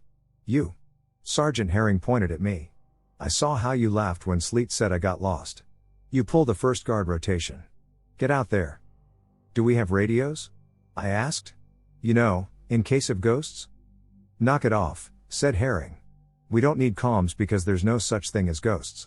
In other words, Sergeant Herring had forgotten to bring the radios, meaning we would have no communication between the ASA and our headquarters if something unexpected happened way out here in the middle of nowhere. Sergeant Herring gathered his gear, including a portable television, a cooler, and a mini grill, and stomped off towards the smaller guard shack that was meant for the sergeant of the guard and had electricity and air conditioning. Jerry and Rob took our gear and walked towards the guard shack while I secured one of the wooden batons and began my patrol around the perimeter fence. Each side of the fence was a quarter-mile long, and a small path circled the outside of the fence lot. The guard shacks were located on the eastern side of the fence. The north and south sides of the fence were clear of foliage, and the plateau dipped steadily about 10 to 20 feet down towards the forest. On the west side, however, the forest grew right up to the fence line. I began walking around the perimeter, enjoying the sounds of nature, the cool breeze, and the crimson sky as the sun slowly set in the west. When I turned the corner to walk the western side of the fence, however, the trees seemed to swallow all light, and it felt colder, although there was no breeze. Also, there didn't seem to be any animal noises, such as birds chirping. I completed that quarter-mile stretch, and when I emerged on the north side of the fence, the birds chirping noise returned. I completed the circuit about 4 times before my hour was up, and I returned to the guard shack where Jerry was getting ready for his shift. I didn't say anything about how weird I felt walking the quarter-mile section of the western perimeter and just rolled out my sleeping bag on the bare concrete floor, heated up an MRE meal of tuna with noodles, and washed it down with an iced soda from the cooler while talking with Rob about when he was going to get up with that exotic dancer from Tiger Island in Junction City. An hour later, Jerry had completed his shift, and Rob left to take his turn. It was getting darker and there was no electricity in our guard shack, so Jerry and I just sat around eating snacks while Jerry bugged me about when I was going to get up with that exotic dancer at Tiger Island in Junction City. At 9 p.m., Rob had completed his shift, and I got up to begin my second guard rotation. Rob handed me the baton and a flashlight. "Here," he said. "You'll need this." "Hey, thanks," I said. Then I noticed that Rob seemed a bit nervous. "You all right, man?" I said. "Yeah," answered Rob. "It's just that the flashlight seems to go dim on the western perimeter, where the woods go all the way up to the fence." "Eh? Probably just because of the trees." "Yeah, probably," I said. "Or maybe it's ghosts." I stepped outside of the shack and breathed in the warm, night air, grateful for the breeze. The moon was out in full, which bathed everything in a soft light. The lights inside the ASA were lit and shone brightly down on our ammunition truck. Lights were also on in Sergeant Herring's shack, although he had pulled down the blinds. Even at this distance, I could hear the sounds of an adult movie being played on his television. I shuddered and hoped he had also locked the door. The perimeter lights were on and shining brightly on the north, south, and east sides of the fence, but for some reason, the lights on the west side failed to come on. When I turned the corner of the western perimeter, everything seemed to go pitch black.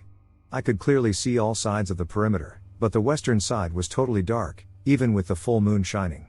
I turned on the flashlight that Roy gave me, and, sure enough, it was weak, as if low on battery. The fence was on my right, and the forest was to my left as I walked that portion of the perimeter. The flashlight barely illuminated the path and trees 5 feet in front of me, and the whole time I felt as if I were being watched by something. I cursed at Paul for putting the thought in my head that this place was haunted and secretly hoped that he caught an STD from that exotic dancer from Tiger Island. The quarter-mile walk down the dark western perimeter seemed to take hours, but eventually I made it to the corner, where the forest was no longer at the fence line and the perimeter lights worked. The moon shone brightly in the sky, and, for some reason, my flashlight shined a powerful beam of light again. Curious, I turned around and walked back the way I came, and my flashlight dimmed like before. Stupid flashlight. I completed my 4 circuits around the perimeter fence, north, east, south, then west, but always dreaded the west side. As I said earlier, it felt as if someone or something was watching me from somewhere inside the inky black void of the forest. At 10 p.m., my shift was up, and Jerry met me at the shack, ready to take his turn as the roving guard. The sound of an adult movie was still coming from Sergeant Herring's shack, and Jerry rolled his eyes and shook his head. 3 hours straight. He spoke, and we both laughed. I handed Jerry the baton and told him about the flashlight issue, but did not mention how creeped out I felt walking the western perimeter. Jerry thanked me, warned me that the MRE chili mac that Rob ate for dinner was causing him to pass gas in his sleep, then put on headphones before beginning his guard shift. I walked into the now pit, said it sounded like horses and the thunder of hooves, but it sounded faint. Feeling somewhat vindicated, I said to Rob as he left for his patrol, "Don't let the ghosts get you." Midnight came quickly, and I was pulling on my boots to begin my shift. Of course, I would get the midnight shift. I met Rob at the front of the shack, and perhaps it was a trick of light from the moon, but at that moment Rob was the whitest black guy I had seen. He didn't look at me but kept staring out at the western perimeter. "Man, there is definitely something out there," Rob said. "Every time I walk that part of the fence, the flashlight dims, and I keep hearing something." "Something?" I said. "I haven't heard anything." "You will," said Rob. "It sounds like, I don't know, like horses and yelling. But really faint, just like Jerry said." "Go get some sleep, man," I said as I nervously took the baton and the flashlight from Rob. "I'll take care of Casper for you. I have to warn you, though, that you might want to keep the window open. The MRE spaghetti and meatballs that Jerry had for dinner are making him pass gas in his sleep." So now it was my turn, and it was midnight. Admittedly, with some trepidation, I walked the south perimeter fence and turned to walk the western side. Once again, as soon as I turned the corner, my flashlight dimmed as I walked that dark quarter-mile corridor. I felt as if I was not even there, as if I were somehow outside myself, and I was watching myself walk underwater. Yes, it felt as if I were underwater. It had grown cold, and the air felt thick and hard to breathe. A mist had also risen up, further obscuring what little I could see ahead of me. The lights indicating the north perimeter seemed miles away. Then, about halfway down the western perimeter fence, I heard something off to my left coming deep from within the forest. It sounded like horses galloping back and forth. It was faint, but it was definitely there. There was also something else. It was a feeling somewhat akin to panic, but it wasn't something I was feeling. It was just like I knew there was panic, but it wasn't coming from me. I completed my first circuit around the fence and almost eagerly walked at a quick pace to get to the western side. Once again, the warm night air was replaced by an almost graveyard-type cold and mist. At about the same spot, I could hear it again. The sounds drifting in from somewhere in the dark forest of horses running. But this time, it seemed closer than before, the sounds more distinct. Also, I could hear some of the horses whinnying, as if they were in pain. I tried to shake it off, still arguing with myself that this was just my imagination. The thought of horses in pain suddenly made me feel sad. I'm sorry I got you into this, boy. We've been through a lot together. I'm sorry, boy. They aren't taking any prisoners. I ran to the lights marking the north perimeter. What was that? What was that I just felt? It was sadness. But it wasn't mine. What was going on? Under the lights, I looked at my watch. My shift was almost over, but how? It usually took me 4 circuits around the perimeter, but I had barely gone 2. I completed my circuit and walked back past Sergeant Herring's shack. 5 hours of watching? Really, Sergeant Herring? And headed towards our guard shack. Jerry was already waiting for me to get back so that he could start his shift. Anything new and exciting? Jerry asked. You'll see, I answered. What does that mean? Jerry asked, taking the baton and the flashlight from me.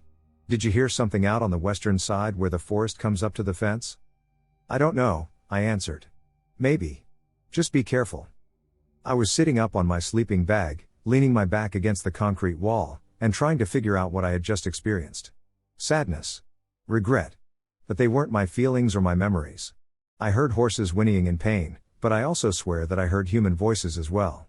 About 20 minutes later, I heard a pounding on Sergeant Herring's shack. Rob and I got up and opened the door to see Jerry pounding on the door to Sergeant Herring's guard shack and yelling, "What's out there, Sergeant? You know what's out there. What is it?"